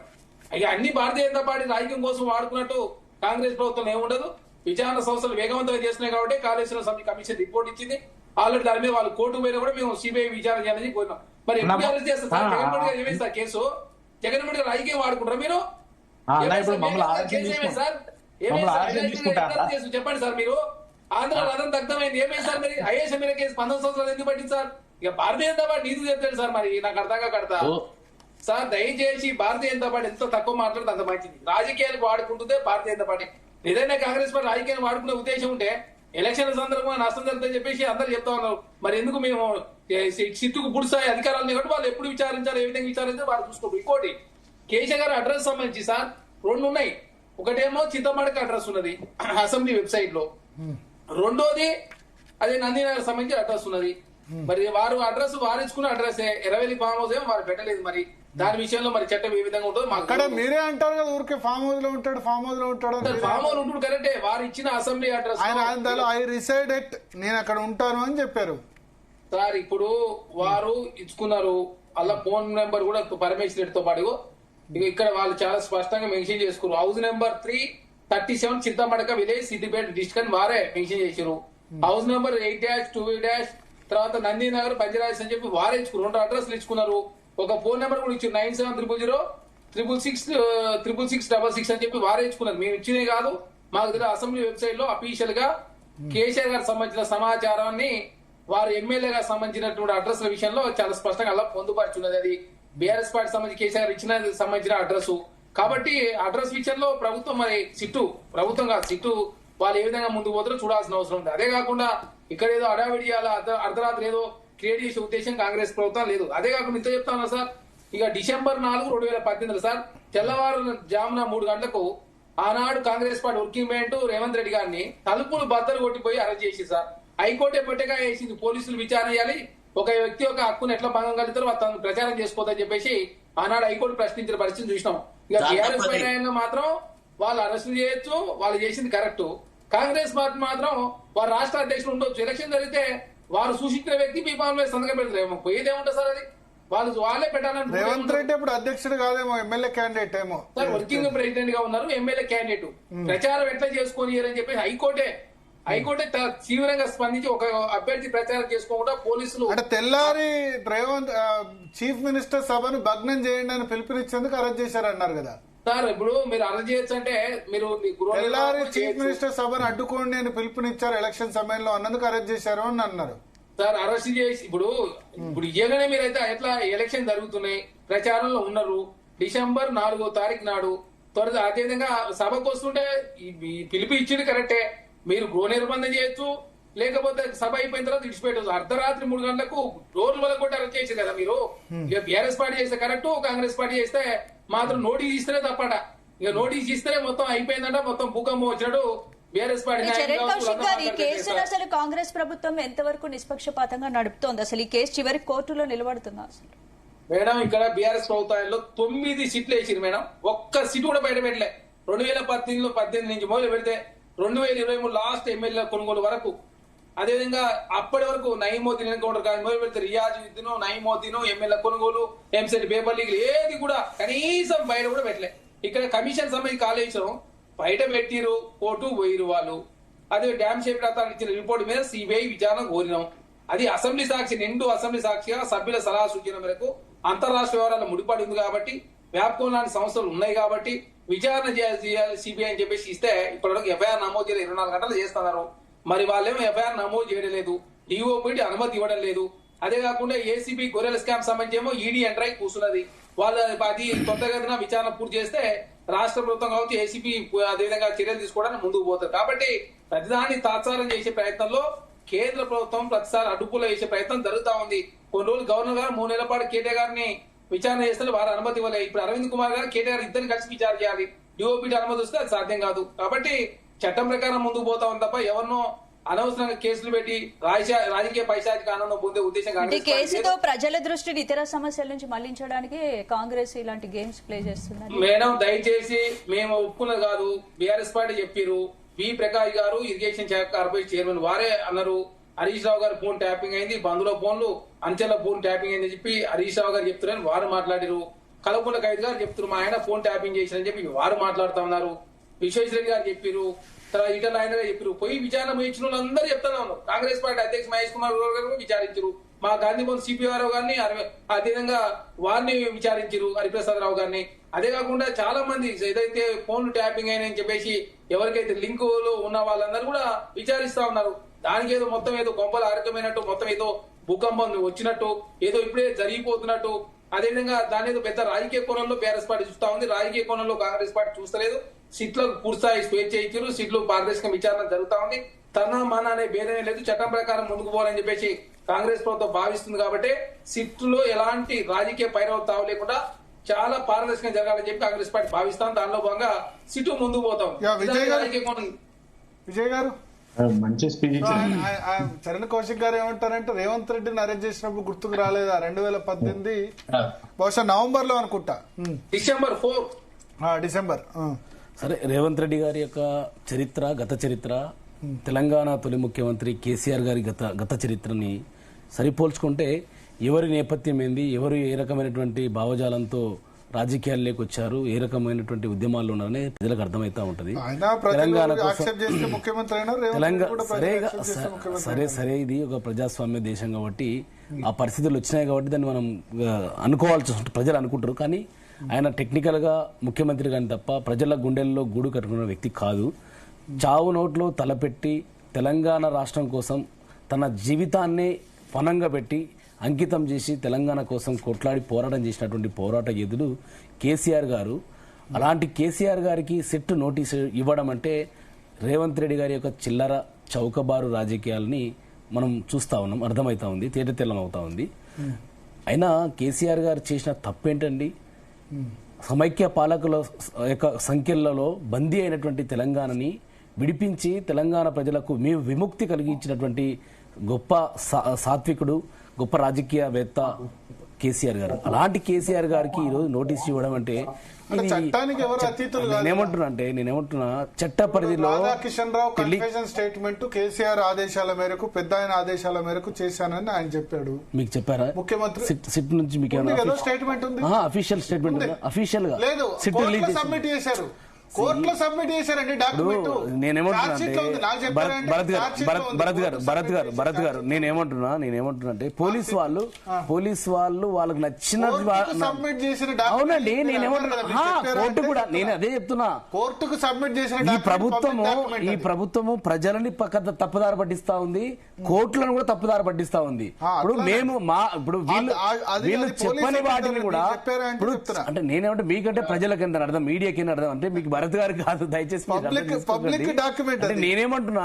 ఇప్పుడు ఇంతకుముందు అన్న శరతన్ అన్నట్టు వీళ్ళు అప్పుడు మా పట్నం నరేందర్ రెడ్డి గారిని కేబీఆర్ పార్క్ లో వాకింగ్ చేస్తా ఉంటే వచ్చి లాక్కెళ్లారు. అంటే వారికి ఇప్పుడు వారితో బలవంతంగా వాళ్ళు చెప్పకపోయినా చెప్పినట్టు కోర్టుకి రిమాండ్ రిపోర్ట్ లో వాళ్ళు పెట్టారు. ఆ జడ్జి గారి దగ్గర మా అడ్వకేట్ల సమక్షంలో మా నరేందర్ రెడ్డి గారు చెప్పిండ్రు కాబట్టి అది తీసేసిండ్రు. ఇప్పుడు ఎవరు లేరు, ఇప్పుడు ఎవరు ప్రభాకర్ రావు గారు ఉన్నారో లేరో ఎవరున్నారో తెలియదు, ఆయన చెప్పిండో లేదో తెలియదు. ఆయన చెప్పిండంట, వీళ్ళు చేసిండంట, అన్ని తప్పుల తడకగా ఛార్జ్ షీట్లు చేసి ఇలా కోర్టుకు సబ్మిట్ చేసి కోర్టులో కూడా తప్పుదారి పట్టిస్తా ఉన్నారు. ఇవాళ నేనేమంటే టెలిగ్రాఫిక్ యాక్ట్ 1885 ప్రకారంగా, యాక్ట్ చట్ట ప్రకారంగా ఈ దేశంలో కావచ్చు, రాష్ట్రంలో కావచ్చు, ఫోన్లను అధికారికంగా ట్యాపింగ్, ఇంటర్సెప్షన్ చేసేటువంటి అధికారం ప్రభుత్వాలకు సంక్రమించింది, చట్ట ప్రకారంగా జరుగుతూ ఉంది. ఇది గతంలో కాంగ్రెస్ పార్టీ యూపీఏ 1, యూపీఏ 2 అధికారంలో ఉన్నప్పుడు వచ్చినటువంటి అనేక రకాలైనటువంటి 2010లో అవుట్లుక్ లాంటి ఒక పవిత్రమైనటువంటి ఒక మంచి రెప్యూటెడ్ ఒక మ్యాగజైన్, ఈ మ్యాగజైన్ లో శరద్ పవార్ గారిది, నితీష్ కుమార్ గారిది, అదేవిధంగా దిగ్విజయ్ సింగ్ గారిది, ప్రకాష్ కారత్ గారిది, ఇలాంటి ఒక ప్రామినెంట్ పీపుల్స్ యొక్క వాళ్ళ నాయకుల యొక్క ఫోన్లను కూడా ట్యాప్ చేసిందని చెప్పేసి అవుట్లుక్ లో చెప్పింది. అదేవిధంగా బిజినెస్ స్టాండర్డ్ అనేటువంటి ఒక పత్రిక, ఈ పత్రికలో కూడా రతన్ టాటా గారు, దివంగత రతన్ టాటా గారు మా ఫోన్లని గంటలుగా వింటా ఉన్నారు, మాకు మా బిజినెస్ లో చాలా ఇన్వాల్వ్ అవుతుంది ప్రభుత్వంలో ఉన్న కొంతమంది పెద్దలు మమ్మల్ని బ్లాక్ మెయిల్ చేస్తున్నారు అని ఈయన అధికారికంగా అఫీషియల్ గా ఈయన రెస్పాండ్ అయ్యిండు. నీరా రాడియా లాంటి ట్యాబ్స్ ఫోన్లో ట్యాప్ చేసి వింటూ ఉన్నారని చెప్పేసి మాట్లాడారు. దానికి స్పందించి దివంగత మన్మోహన్ సింగ్, ప్రధానమంత్రి మన్మోహన్ సింగ్ గారు వారు అఫీషియల్ గా పార్లమెంట్ లోనే ఇచ్చారండి. నా దగ్గర ఆయన వీడియో కూడా ఉంది. అంటే పార్లమెంట్ లోనే మన్మోహన్ సింగ్ గారు నిజమే మేము ప్రతి నెల 9,000 ఫోన్లని ట్యాప్ చేస్తా ఉన్నాము, 500 మెయిల్స్ ని మేము మానిటరింగ్ చేస్తా ఉన్నాము, కాబట్టి ఫోన్ ట్యాపింగ్ చేస్తా ఉన్నాం, వాస్తవమే అని చెప్పేసి వారు మాట్లాడారు. అంటే కాంగ్రెస్ పార్టీ గతంలో ఫోన్లు ట్యాప్ చేసిన మాట వాస్తవము, ఫోన్లు విన్న మాట వాస్తవము, మరి పారిశ్రామికవేత్తలని, వివిధ రాజకీయ నాయకులని, అదేవిధంగా జర్నలిస్టు మిత్రులను, అదేవిధంగా సినీ ప్రముఖులను చాలా మందిని ఫోన్లు ట్యాప్ చేసి వారిని యూపీఏ 1, యూపీఏ 2 ప్రభుత్వంలో లొంగ తీసుకున్నటువంటి పార్టీ కాంగ్రెస్ పార్టీ. మరి ఇప్పుడు బీజేపీ పార్టీ వాళ్ళు కూడా ఫోన్లు ట్యాప్ చేస్తున్నారని చెప్పేసి ఇదే రాహుల్ గాంధీ గారు పార్లమెంట్ లో ఏదైతే ఇజ్రాయెల్ సంస్థ పెగాసిస్ అనేటువంటి ఒక సాఫ్ట్వేర్ తీసుకొచ్చి ఫోన్లు ట్యాప్ చేస్తా ఉంది ఈ ప్రభుత్వం అని చెప్పేసి పార్లమెంట్ లో 2021 కూడా అప్పుడు ఫోన్ ట్యాపింగ్ కి సంబంధించి లీగల్ ఇల్లీగల్ అంటూ 2 రకాలు ఉన్నాయి కదా. ఇక్కడ ఒకటి వేరే పరికరాలు తీసుకొచ్చి ఫోన్ ట్యాప్ చేశారన్నది ఒకటి. అవును. రెండోది ఆ ఎవిడెన్స్ డిస్ట్రాయ్ చేయాల్సిన అవసరం ఉంది, హార్డ్ డిస్క్ డిస్ట్రాయ్ చేయాల్సిన అవసరం ఉంది. చూడండి గవర్నమెంట్ మారిన మరుక్షణమే ఎందుకు డిస్ట్రాయ్ చేశారు? ఏం తప్పు లేకుంటే గనక అసలు ఆ హార్డ్ డిస్క్ గనక ధ్వంసం చేయకపోతే ఈ ఇష్యూ ఉండేది కాదు. అసలు ఇప్పుడు ఈ సమస్య ఎలక్షన్ రిజల్ట్ రోజు హార్డ్ డిస్క్ ధ్వంసంతో ఈ సమస్య అంతా ఎందుకు వచ్చింది? 2015 సంవత్సరంలో ఇప్పుడున్నటువంటి ముఖ్యమంత్రి, ఆనాడున్నటువంటి తెలుగుదేశం పార్టీ శాసనసభ్యుడు, మా బీఆర్ఎస్ పార్టీ ఒక ఎమ్మెల్యేని నోట్ల కట్టలతో కొనుగోలు చేయడం కోసం వెళ్లి పట్టుబడ్డటువంటి వ్యక్తి, ఇంట్లోనే కెమెరాల ముందు దొరికినటువంటి వ్యక్తి రేవంత్ రెడ్డి గారు. ఆ రోజు జైలుకి వెళ్ళొచ్చిండు కాబట్టి అది ఆ రోజు ఉన్నటువంటి ఇంటెలిజెన్స్ చీఫ్ ఎవరుండి? ఈనాడు ఉన్నటువంటి డీజీపీ శివధర్ రెడ్డి గారు. ఆనాడు డీజీపీ ఎవరుండ్రి? ఈ మహేందర్ రెడ్డి గారు. మహేందర్ రెడ్డి గారిని ఈ కాంగ్రెస్ ప్రభుత్వం అనురాగ్ శర్మ 2015 లో సరే, తర్వాత మహేందర్ రెడ్డి గారు వచ్చారు. ఇలాంటి వ్యక్తులకు ప్రమోషన్లు ఇచ్చి ఆయనకు పబ్లిక్ సర్వీస్ కమిషన్ చైర్మన్ చేసిండు. మరి ఆనాడు హోమ్ సెక్రటరీలుగా ఉన్నటువంటి రవి గుప్తా గారు కావచ్చు, జితేంద్ర గారు కావచ్చు, వాళ్ళిద్దరికి డీజీపీలుగా ఇచ్చారు. అదేవిధంగా ఆనాడు చీఫ్ సెక్రటరీ గారు, వీళ్ళందరి అధికారుల యొక్క రివ్యూ కమిటీ ఉంటుంది. ఆ కమిటీ యొక్క నిర్ణయం మేరకు ఎవరు ఫోన్లు ట్యాప్ చేయాలో, ఎవరు ఫోన్లు ట్యాప్ చేయొద్దని వీళ్ళు నిర్ణయం తీసుకొని కేంద్ర ప్రభుత్వానికి ministry of home affairs MHA వాళ్ళకి పంపిస్తే అక్కడి నుంచి వచ్చినటువంటి ఫోన్ల ఆధారంగా, వివరాల ఆధారంగా వాళ్ళు ఫోన్లు ట్యాప్ చేసేటువంటి అధికారం ఆ కమిటీకి ఉంటుంది. నిజంగా ఈ ప్రభుత్వానికి ఫోన్ ట్యాపింగ్ల మీద విచారించాలా, నిజాలు నిగ్గు తేల్చాలి అనేటువంటి ఒక సంకల్పము, చిత్తశుద్ధి ఉన్నట్లయితే ఆ సిస్టమ్ లో ఉన్నటువంటి ఎవరైతే ఆ రోజు ఉన్నటువంటి ఈనాడు ఉన్నటువంటి SIT chief Hyderabad CP Sajjanar గారు, ఆ రోజు SIB చీఫ్ ఆయన కూడా ఇంటెలిజెన్స్ లో ఒక భాగం. సో వీళ్ళందరి యొక్క కమిటీ నిర్ణయం ప్రకారంగా ట్యాపింగ్ జరిగి ఉంటాయి. ఒకవేళ జరిగి ఉంటే నిజంగా విచారించాల్సి ఉంటే నోటీసులు ఇచ్చి వాళ్ళకి విచారణ చేయాలా. రాజకీయ నాయకులకు ఈ పోలీసు అధికార యంత్రాంగానికి ఏం సంబంధం ఉంటుందండి? ఇప్పుడు ప్రభుత్వ గూఢచార వ్యవస్థ అనేది ఎవరు చిట్టీలు రాసిచ్చిండ్రు, తర్వాత ఏదో పెద్ద బాస్ నుంచి నరారి వేణుగోపాల్ రెడ్డి ఫోన్ ఎందుకు ట్యాప్ చేసిన వ్యక్తులు ఎవరైతే ఉంటారో వాళ్ళని అడిగితే తెలుస్తుంది. ఇప్పుడు నిన్నమంటే హరీష్ రావు గారిని పిలిచారు మొదటగా, అదేవిధంగా KTR గారిని పిలిచారు. హరీష్ రావు గారు నిర్వహించినటువంటి శాఖలు మొదటగా మార్కెటింగ్ శాఖ, అదేవిధంగా ఫైనాన్స్, ఇరిగేషన్, అదేవిధంగా హెల్త్, ఈ 4 శాఖలు నేనేమంటున్నా, KTR గారు హోంమంత్రి నాయన నరసింహారెడ్డి చనిపోయినారు, మహమూద్ అలీ పేరుకే హోంమంత్రి. KTR గారు మున్సిపల్ అడ్మినిస్ట్రేషన్ చేసిండు, IT చేశారు, ఇండస్ట్రీ చేశారు, పంచాయతీరాజ్ చేశారు. వారికి ఈ శాఖలకు ఏమన్నా సంబంధం ఉందా? హోంమంత్రిత్వ ఈ ఫోన్ల ట్యాపింగ్ దానికి వారు నిర్వహించిన శాఖలకు ఏమైనా సంబంధం ఉందా? ఏనాడైనా ఈ ఫోన్ ట్యాపింగ్ రివ్యూ కమిటీలో వీళ్ళు హరీష్ రావు గారు, KTR గారు, KCR గారు, సంతోష్ రావు గారు వెళ్లి ఆ కమిటీ మీటింగ్ లో వీళ్ళ ఫోన్లు ట్యాప్ చేయాలి, వీళ్ళ ఫోన్లు ట్యాప్ చేయదని అఫీషియల్ గా ఏమైనా ఇన్స్ట్రక్షన్స్ ఇచ్చారా? ఇవన్నీ లేకుండా ఒక రాజకీయ ప్రేరేపితమైనటువంటి కేసు ఇది. పొలిటికల్ గా రాజకీయంగా మా పార్టీని ఎదుర్కోలేక ఈరోజు ఈ రకమైనటువంటి విచారణల పేరు మీద కాలయాపన చేస్తుంది రేవంత్ రెడ్డి ప్రభుత్వము. 6 గ్యారంటీలు 420 హామీలని ప్రజలకు ఇచ్చి అడ్డదారులు అధికారులకు వచ్చి ఈరోజు అవి అమలు చేయలేనటువంటి పరిస్థితిలో ఉన్నారు. కాబట్టి ఈ ప్రజల యొక్క దృష్టిని మరల్చడం కోసం ఈ రకమైనటువంటి అటెన్షన్ డైవర్షన్ చేస్తా ఉంది. ఒక దండుపాలెం ముఠా దోచుకున్నట్టు తెలంగాణ సంపదని ఒక అచ్చొచ్చిన ఆంబోతుల్లాగా ఈ ప్రభుత్వంలో ఉన్నటువంటి మంత్రులు దోచుకుంటా ఉన్నారు. కాబట్టి మేము మా బీఆర్ఎస్ పార్టీ ప్రధాన ప్రతిపక్ష పార్టీగా మేము ప్రశ్నిస్తా ఉన్నాం. కాబట్టి దాని నుంచి డైవర్ట్ చేయడం కోసం ఈ రకమైన కొత్త డ్రామా తీసుకొస్తారు. ఇది ఎందుకు వచ్చింది? ఇది ఒక ఎపిసోడ్ లాగా, ఒక విడతల వారిగా వెబ్ సిరీస్ లాగా నడుపుతా ఉంది ఈ ప్రభుత్వము. ఎన్ని రోజులు సాగదీస్తారు ఈ ప్రభుత్వానికి? చిత్తశుద్ధి లేదా? ఎన్ని సీట్లు వేస్తారండి? ఒక కేసు మీద 2 3 రకాల కేసులు కడతారు. ఒక ఇష్యూ మీద 2 రకాల సిట్లు వేసిన చరిత్ర కూడా బహుశా ఈ స్వతంత్ర భారతదేశంలో ఏ రాష్ట్రంలో కూడా ఒక సమస్య మీద 2 సిట్స్ ఏర్పాటు చేసినటువంటి చరిత్ర నాకు తెలిసి బహుశా తెలంగాణ రాష్ట్రంలో అది రేవంత్ రెడ్డి గారి ప్రభుత్వమే నిర్వహిస్తా ఉంది. సార్ నేనేమంటున్నా, అయినా కేసీఆర్ గారు ఏం చేశారంటే ఎక్కడో ఉన్నటువంటి తెలంగాణని సమైక్య పాలకుల వాళ్ళ యొక్క సంకల్లో బందీ అయినటువంటి తెలంగాణని విముక్తి చేసి విడిపించి తెలంగాణని సాధించి ఈరోజు వచ్చిన తెలంగాణని 10 సంవత్సరాల పాటు ఈ అద్భుతమైనటువంటి అభివృద్ధి చేసి తలసరి ఆదాయంలో 2013-14లో 1,12,000 రూపాయల 162 రూపాయల తలసరి ఆదాయం ఉంటే 2023-24 వచ్చే వరకు 3,50,000 తలసరి ఆదాయం తీసుకొచ్చారు. జిఎస్డిపి 4,50,000 13,13,000 కోట్ల రూపాయలు తీసుకొచ్చారు.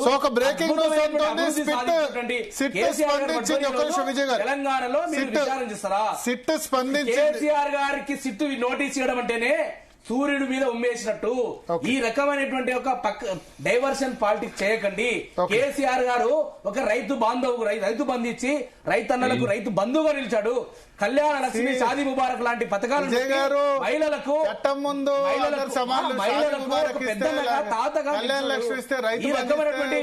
దేశంలో ఒక ఇందిరాగాంధీ కమిషన్ ముందు హాజరైంది. ఎవరైనా చట్టం ముందు అతిథులు కాదు. రైతు బంధు ఇస్తే విచారణ పిలవద్దు, లేకపోతే షాదీ ముబారక్ ఇస్తే విచారణ పిలవద్దు. విచారణకు హాజరవుతా ఒక ఇండియన్ డెమోక్రసీలో ఉన్నాం కాబట్టి గౌరవ చట్టాలను సిట్ నిర్ణయం తీసుకున్నట్టు కనబడుతోంది. కేసీఆర్ కు విచారణకు సమయం ఇస్తున్నట్టుగా తెలుస్తోంది అధికారికంగా. అంటే రేపు విచారణ ఉండదని అయితే కన్ఫర్మ్ అయిపోతుంది. సిట్ కూడా కేసీఆర్ అడిగిన విధంగా టైం ఇవ్వడానికైతే అంగీకరించినట్టుగా సమాచారం అవుతుంది. ఎస్ శరత్ గారు. సార్ సో సిట్ మీరు అన్నట్టు వేరే ఆప్షన్ ఏం లేదు, ఇచ్చేశారు. అంతే సార్, దానికి అది లీగల్ ప్రొసీజరే అంత ఆ రకంగా తప్ప ఇతరత్రంగా జరగదు.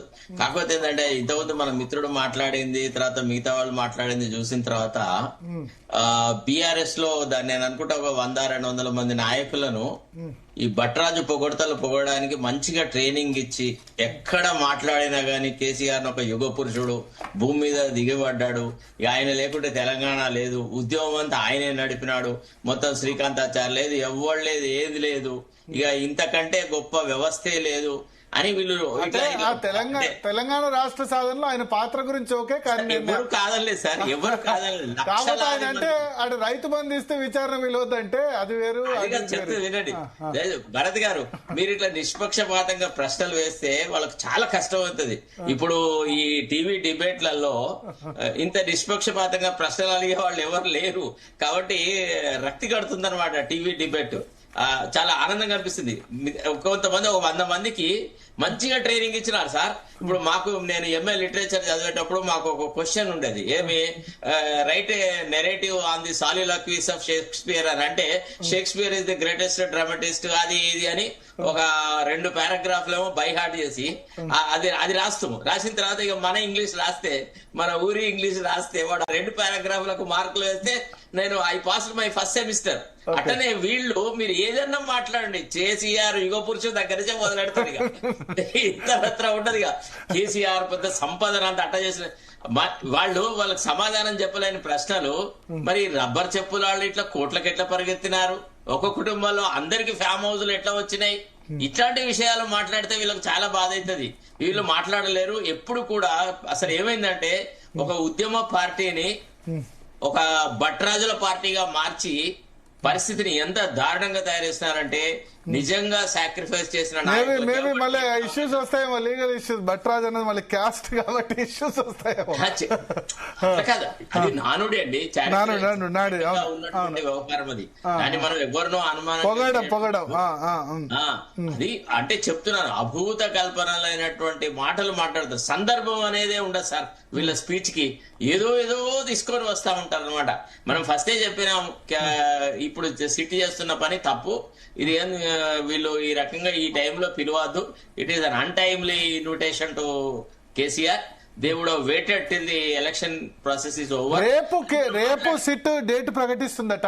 మళ్ళీ నాకు తెలిసి వాళ్ళు మళ్ళా మున్సిపల్ ఎలక్షన్ లోపే 5వ తారీఖు 6వ తారీఖు విచారణ అన్నారు. లేకపోతే 9వ తారీఖు, ఇంకా 11th ఓటేస్తారు కాబట్టి. నిన్నటి డిస్కషన్ మీరు చెప్పినారు 5వ తారీఖు 6వ తారీఖు కేసీఆర్ ని పిలుస్తారని, దాన్ని తప్పించుకోవడానికి రేపు రమ్మన్నారు. దాని తర్వాత గదే 5వ 6వ తారీఖు ఇచ్చినా మనమేం ఆశ్చర్యపడక్కర్లేదు. తర్వాత ఇంకోటి ఏంటంటే common sense is very uncommon in Congress and Congress leaders. ఇది వాళ్ళ వ్యవహారాలే చాలా డిఫరెంట్ గా ఉంటాయి సార్. వీళ్ళ వ్యవహారాలలో ఎక్కడ కూడా మీకు రాజనీతిజ్ఞత అనేది కనబడదు. కేసీఆర్ చాలా హుషారుగా పనిచేసినాడు. తర్వాత రెండోది, మన వేణుగోపాల్ రెడ్డి గారు ఈ టెలిఫోన్ ట్యాపింగ్ అంటే గాలి జనార్దన్ రెడ్డి అది ఇష్యూ ఏదైతే వచ్చిందో అప్పుడు నేను I use to appear for, అంటే జనరల్ గా my major part of my advocacy is all about top most scandals ని లో నేను అక్యూజ్డ్ తరఫున అపియర్ అయినా.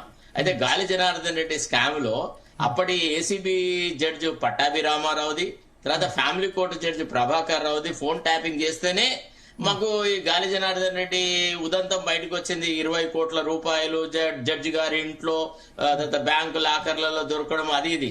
అంటే నేరస్తులను ట్యాపింగ్ చేయడము is a different process. Political adversaries ని ట్యాప్ చేయడం ఇంకో ప్రాసెస్. తర్వాత రెండోది, మనకు ఒక మిస్కాన్సెప్షన్ ఏముంది అంటే డబ్బా ఫోన్లు ట్యాప్ కాదని. కాదు, మీ ఒరిజినల్ ఫోన్ తోని డబ్బా ఫోన్ కు ఒక్క ఫోన్ కాల్ వచ్చినా గానీ మీకు ఆ పర్టికులర్ ఫోన్ కి ఎన్ని కనెక్షన్లు ఉన్నాయి, ఎవరెవరు ఫ్రీక్వెంట్ కాల్స్ వస్తున్నాయి అనేది చూస్తారు. ఆ యాంగిల్ లో ట్యాప్ అవుతుంది అనమాట. ఎందుకంటే because I use to deal with the department కాబట్టి నేను మీకు చెప్తున్నాను ఎట్లా ట్యాప్ అవుతుంది అనేది. మీరు ఫోన్ తెరిచి పెడితే చాలు సార్, మీరేం మాట్లాడక్కర్లేదు. మీరు మీ టవర్ లొకేషన్ బట్టి మిమ్మల్ని మేము లొకేట్ చేయగలము. అంటే అట్లా చేసేవాళ్ళు మా దగ్గర టెక్నాలజీ తెలంగాణ పోలీసులకి అంత బ్రహ్మాండం ఉంది. ఇప్పుడు అందులో ఒక A8 ని ఎక్కడ సార్ ఒక మన గోవాలో పట్టుకున్నారు. ఎట్లా? Only on the basis of the call. Telangana Andhra Pradesh పోలీసుల సత్తా మావోయిస్ట్ విషయంలోనే తెలిసింది. ఏ విషయంలో అయినా ఒక 10 అడుగులు ముందుకే. నిజంగా నిష్పాక్షికంగా వదిలేస్తే బాగా ఉంటది, కానీ రాజకీయ ప్రేరితం కూడా అయిపోతారు. అడ్వాన్స్ కూడా ఏం చేస్తున్నారంటే అక్యూజ్డ్ కు సంబంధించిన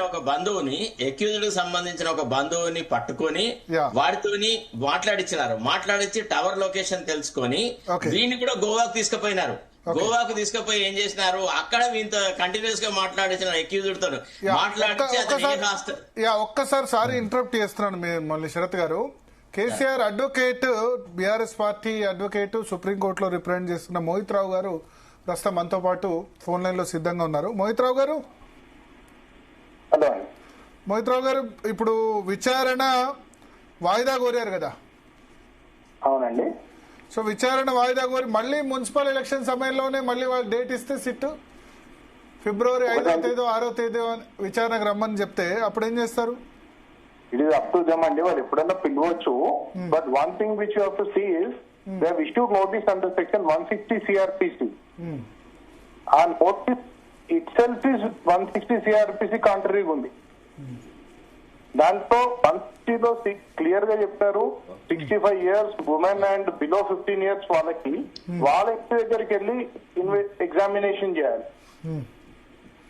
సో దానికి వ్యతిరేకంగా వాళ్ళు ఇక్కడ నందీనగర్ రెసిడెన్స్ లో నోటీస్ ఇవ్వడం జరిగింది. సో ఒకవేళ విచారణ చేయాలనుకుంటే, ఎగ్జామినేషన్ చేయాలనుకుంటే దాన్ని ఎక్కడైతే నివసిస్తున్నారో అక్కడికి వెళ్ళి చేయాల్సి ఉంటుంది. సో నోటీస్ అసెంబ్లీ రికార్డ్స్ లో నందీనగర్ ఇల్లు ఉందట.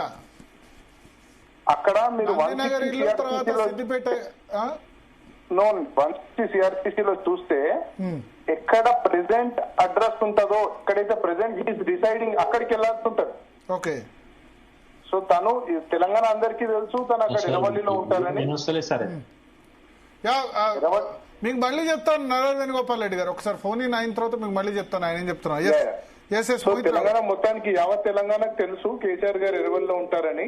సో ఎర్రవల్లిలో వెళ్ళి ఎగ్జామినేషన్ చేయాల్సి ఉంటది. Okay okay okay.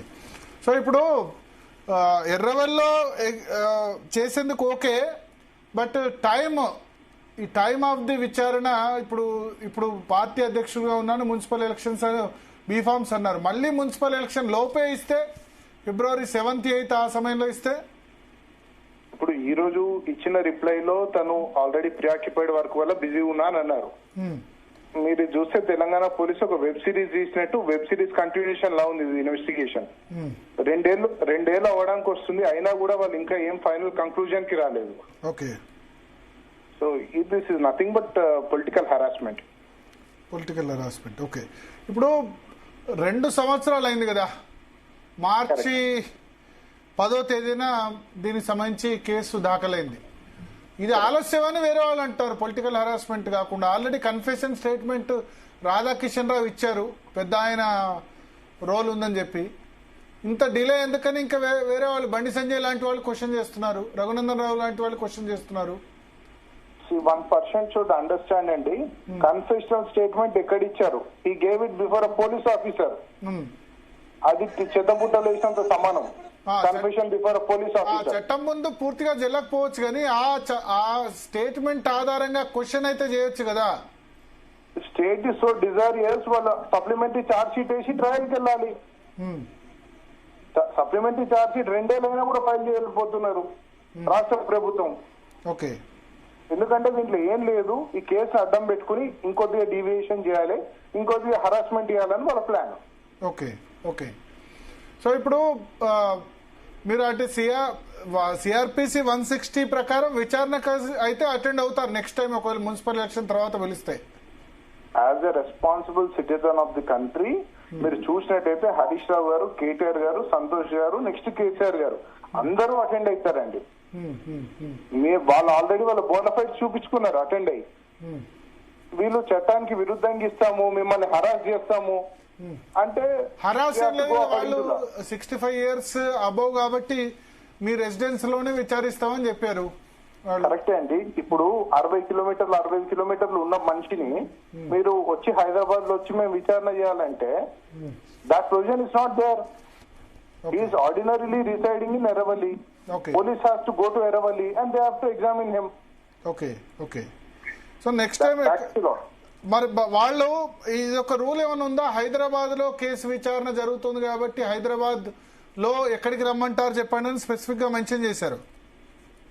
నథింగ్ అండి, they can't do, there is no provision as such. అంతే. ఇప్పుడు మరి ఒకవేళ హైదరాబాద్ కాకుండా ఇక్కడ ముంబై కోల్కతాలో ఉన్నారనుకోండి, ఎవరైనా అక్కడికి వెళ్ళి చేయాల్సిందే. అక్కడికి వెళ్ళి కండిషన్స్ అండి, 3 కండిషన్స్. ఒకవేళ ఉమెన్ అయినా, బిలో 15 years అన్నా, అబౌవ్ 65 years అన్నా వాళ్ళ ప్లేస్ కి వెళ్ళి చేయాల్సిందే. అమెరికాలో ఉంటే అమెరికాకు వెళ్ళైనా చేయాల్సిందే. అన్లెస్ అని అంటే అది మన అమెరికాలో ఉంటే తెలియదండి ఏమవుతుందో. మన ఇండియన్ లాకి, ఇండియన్ కోర్ట్స్ కి అంటే నేను చెప్తున్నా, ఇక్కడ ఇండియన్ లాలో నమోదైన కేసు, సాక్షి అక్కడ ఉన్నాడు, అప్పుడు ఏం వర్తిస్తుంది?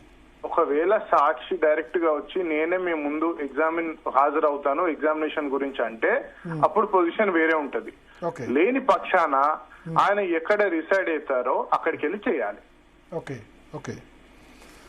సో ఇప్పుడు మీ ఉద్దేశంలో ఇప్పటి వరకు జరిగిన ట్రయల్లో ఇప్పటి వరకు అరెస్ట్ చేసిన వాళ్ళు ప్రభాకర్ రావుకు సరే ముందస్తు బెయిల్ ఉంది, మిగతా వాళ్ళు రాధాకిషన్ రావు కానీ, తిరుపతి అన్న కానీ, భుజంగరావు కానీ వాళ్ళంతా క్లియర్ గా ప్రభుత్వ హస్తం ఉందనే వాళ్ళు ఆ ఛార్జ్ షీట్ అన్నిట్లో కూడా సారాంశం, సిట్ చెప్పిన దాని సారాంశం ప్లస్ ఫోన్ ట్యాపింగ్ ఇల్లీగల్ గా జరిగింది, మావోయిస్టుల పేరు చెప్పి చేశారన్నది కూడా దాని సారాంశం కదా. ఇప్పుడు 2 విషయాలండి. ఒకవేళ నిజంగానే ఇల్లీగల్ గా ఫోన్ ట్యాపింగ్ జరుగుంటే ఒక పోలీస్ ఆఫీసర్ అయినా బయటకు వచ్చి ఇది ఎవిడెన్స్ వీళ్ళు చేశారని చెప్పాలి. 2 ఏళ్ళు అయింది, 2 ఏళ్ళు అయినా కూడా ఒక ఎవిడెన్స్ లేకుండా, ఎటువంటి ఎవిడెన్స్ లేకుండా జస్ట్ ఓన్లీ మేము బురద జల్లుతాము, మేము మనుషుల్ని పిలుస్తాము, హరాస్ చేస్తామంటే that is not correct. Okay. అంటే విచారణకు పిలవడమే హరాస్మెంట్ అవుతుందా సాక్షిగా? ఎస్ అవుతుందండి, ఎందుకు కాదు. 2 ఏళ్ల తర్వాత మీరు 2 ఏళ్ళుగా ఒక వెబ్ సిరీస్ గా ఇంకా I think they'll do investigation for next 3 years. ఇప్పుడు 1980s 90s లో జరిగిన వాటి విచారణ, లిబర్హాన్ కమిషన్, అయోధ్య, బాబరీ మసీద్ 92 లో జరిగిన దాని విచారణ 2005-6 తర్వాత కూడా జరిగింది. అందుకనే కేసులు నిలబడలేదండి. If you are serious enough you can immediately do. Provision ఏంటండి 90 రోజుల లోపల ఛార్జ్ షీట్ వేయాలి. మేము 2 ఏళ్ళు ఇన్వెస్టిగేషన్ చేస్తాం, 3 ఏళ్ళు చేస్తాం, 5 ఏళ్ళు చేస్తాం అంటే కేసులు నిలబడతాయండి కోర్టులో. అవి 90 రోజులు అంటే అరెస్ట్ చేసిన 90 రోజులు లేకపోతే కదా.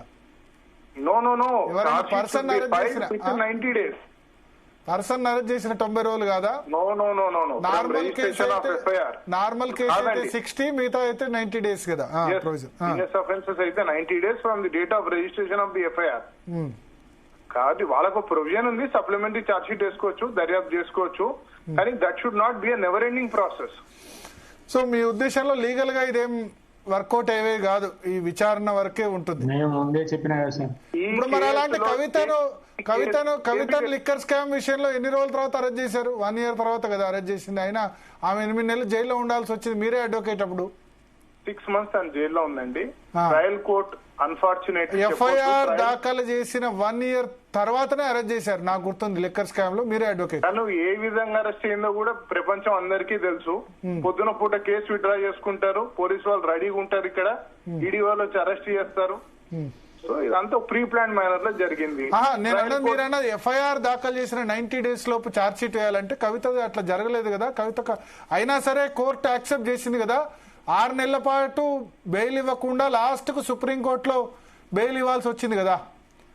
ట్రయల్ కోర్టు, హైకోర్టు అన్ని కూడా యాక్సెప్ట్ చేసే కదా దాన్ని. ఒకవేళ ట్రయల్ కోర్టు మీరు చూసుకున్నట్టయితే ట్రయల్ కోర్టులోనే 3 months పెట్టుకున్నారు. I don't know for the best reasons known for the trial court. 3 months trial court pending ఉంది. దాని తర్వాత 1.5 months హైకోర్టులో ఉంది. దాని తర్వాత సుప్రీంకోర్టు అల్టిమేట్ గా బెయిల్ ఇచ్చింది. Okay okay okay, thank you Mohit Rao గారు. శరత్ గారు, సో చెప్తున్నారు ఎఫ్ఐఆర్ దాఖలు చేసిన 90 days లోపు చెయ్యాలి, ఇది 2 సంవత్సరాలు అవుతుంది అంటారు. ఇదేమైనా గ్రౌండ్ అవుతుందా? సార్ ఒక విషయం చెప్పాలా మీకు. మీరు మాట్లాడిన మోహిత్ రావు మా ఫ్రెండ్ వాళ్ళ అబ్బాయి సార్. వాళ్ళ ఫాదర్ మాకంటే 1 year జూనియర్. కంప్లీట్ అయిన తర్వాత రామచంద్రరావు గారు అల్లుడు కదా. ఎగ్జాక్ట్లీ ఫస్ట్ నా ఆఫీస్ లో అడ్వకేట్ జనరల్ రామచంద్రరావు గారు అల్లుడు కదా. నాకు దగ్గర మిత్రులు రామచంద్రరావు గారు. అవునవును, మంచి తెలుగుల అబ్బాయి, బాగా చేస్తాడు ప్రాక్టీస్, మంచి నాలెడ్జ్ ఉన్న వ్యక్తి. Appreciate him. అదే అది ఒక రకంగా మా ఇద్దరి మధ్య ఉన్న అనుబంధం. కాకపోతే అతను కొన్ని విషయాలు అంటే ఇంకో రకంగా చెప్పినాడు. విషయం ఏంటంటే it is not a thumb rule. ఇది ఈ ఇన్వెస్టిగేషన్ ఈ రకంగానే జరగాలి, ఇంత వ్యవధిలో జరగాల, అది ఇది అనేది. ఎందుకంటే భారతదేశంలో ఉన్న పెండెన్సీ పాయింట్ ఆఫ్ వ్యూ కొంత రిలాక్సేషన్ ఇస్తూ వచ్చినారు కోర్టులు. 90 days తర్వాత కూడా మళ్ళా రిజిస్ట్రేషన్ అంటే ఛార్జ్ షీట్ ఫైల్ చేయడము. 90 days పీరియడ్, 6 days పీరియడ్ అనేది డిఫాల్ట్ బెయిల్ కు వర్తిస్తుంది. అంటే అంత లోపల జరగకపోతే accused is already in jail అని అన్నప్పుడు that is a ground for grant of a bail to the accused and is to be set free అని. అయితే కొన్ని సందర్భాలలో the complicity of the accused is there. వాళ్ళు ఏం చేస్తారు, పోలీసు వాళ్ళు కావాలని ఒక ఆషామాషిగా ఒక ఛార్జ్ షీట్ ఫైల్ చేసేసి దాంట్లో కొంత కాంప్లిసిటీ చూపేసేసి తర్వాత సప్లిమెంటరీ ఛార్జ్ షీట్లు వేయడము అది ఇది చేస్తారు. తర్వాత 173(9) ప్రకారంగా till the charges are framed, the police are entitled to go on filing supplementary charge sheets. అంటే అందులో క్లియర్ గా ఉంటది, nothing in this provision is deemed to have concluded అది ఇది అని. అంటే పోలీసు యొక్క power to file supplementary charge sheet is not fettered. అది మనకు ఈ దీంట్లో ఇది చిదంబరం కేసులో మిగతా వాళ్ళ కేసులలో సుప్రీంకోర్టు క్లియర్ గా ఆ ప్రొవిజన్ ఇంటర్ప్రిట్ చేసింది. తర్వాత రెండోది ఏంటంటే ఇప్పుడు ఏదైతే పోలీస్ యంత్రాంగం ఈనాడు సిట్ లో ఉన్నారో వీళ్ళంతా ఆకాశంలో ఊడిపడలేదండి. వీళ్ళంతా ప్రామినెంట్ పొజిషన్స్ లో ఈవెన్ బీఆర్ఎస్ టైంలో కూడా ఉండి. For example Sajjanar was our commissioner of police in Cyberabad. ఆ తర్వాత వేరే చోటికి వెళ్ళినాడు. సో ఆర్టీసీ పనిచేశాడు, ఆర్టీసీకి పంపారు. అంటే రకరకాలుగా ఉన్నవాళ్ళు వీళ్ళందరూ ఇట్లాంటి విషయాలలో ఆరితేరిన వాళ్ళు. వీళ్ళకి కావాల్సింది ఏంటంటే ఎవరిని షూట్ చేయాలో మనం చెప్తే చాలు వాళ్ళ తలకాయలు తీసిపారేస్తారు. చట్టం, శాసనం, ప్రొసీజరు, కథ, కార్ఖాన ఏం అవసరం లేదు. ఇప్పుడు వాళ్ళు పోయి కేసీఆర్ ను తలకాయ తీయమంటే కేసీఆర్ తలకాయ తీస్తారు, రేవంత్ రెడ్డి తీయమంటే రేవంత్ రెడ్డి తీస్తారు. ఇప్పుడు రేవంత్ రెడ్డిని అరెస్ట్ చేసిన ఆఫీసర్లు లేరా? ఇక్కడ వాళ్ళు ఇప్పుడు డిపార్ట్మెంట్ లో ఉన్నారు, డిఫరెంట్ ప్లేసెస్ లో ఉన్నారు, మళ్ళీ వాళ్ళకి ప్రామినెంట్ ప్లేస్ వచ్చినారు. రేవంత్ రెడ్డి కూడా అదే ఆఫీసర్లను ఎందుకు చూస్ చేసుకున్నారు, వీళ్ళైతేనే మంచిగా షూట్ చేయగలరని తెలుసుకున్నాడు.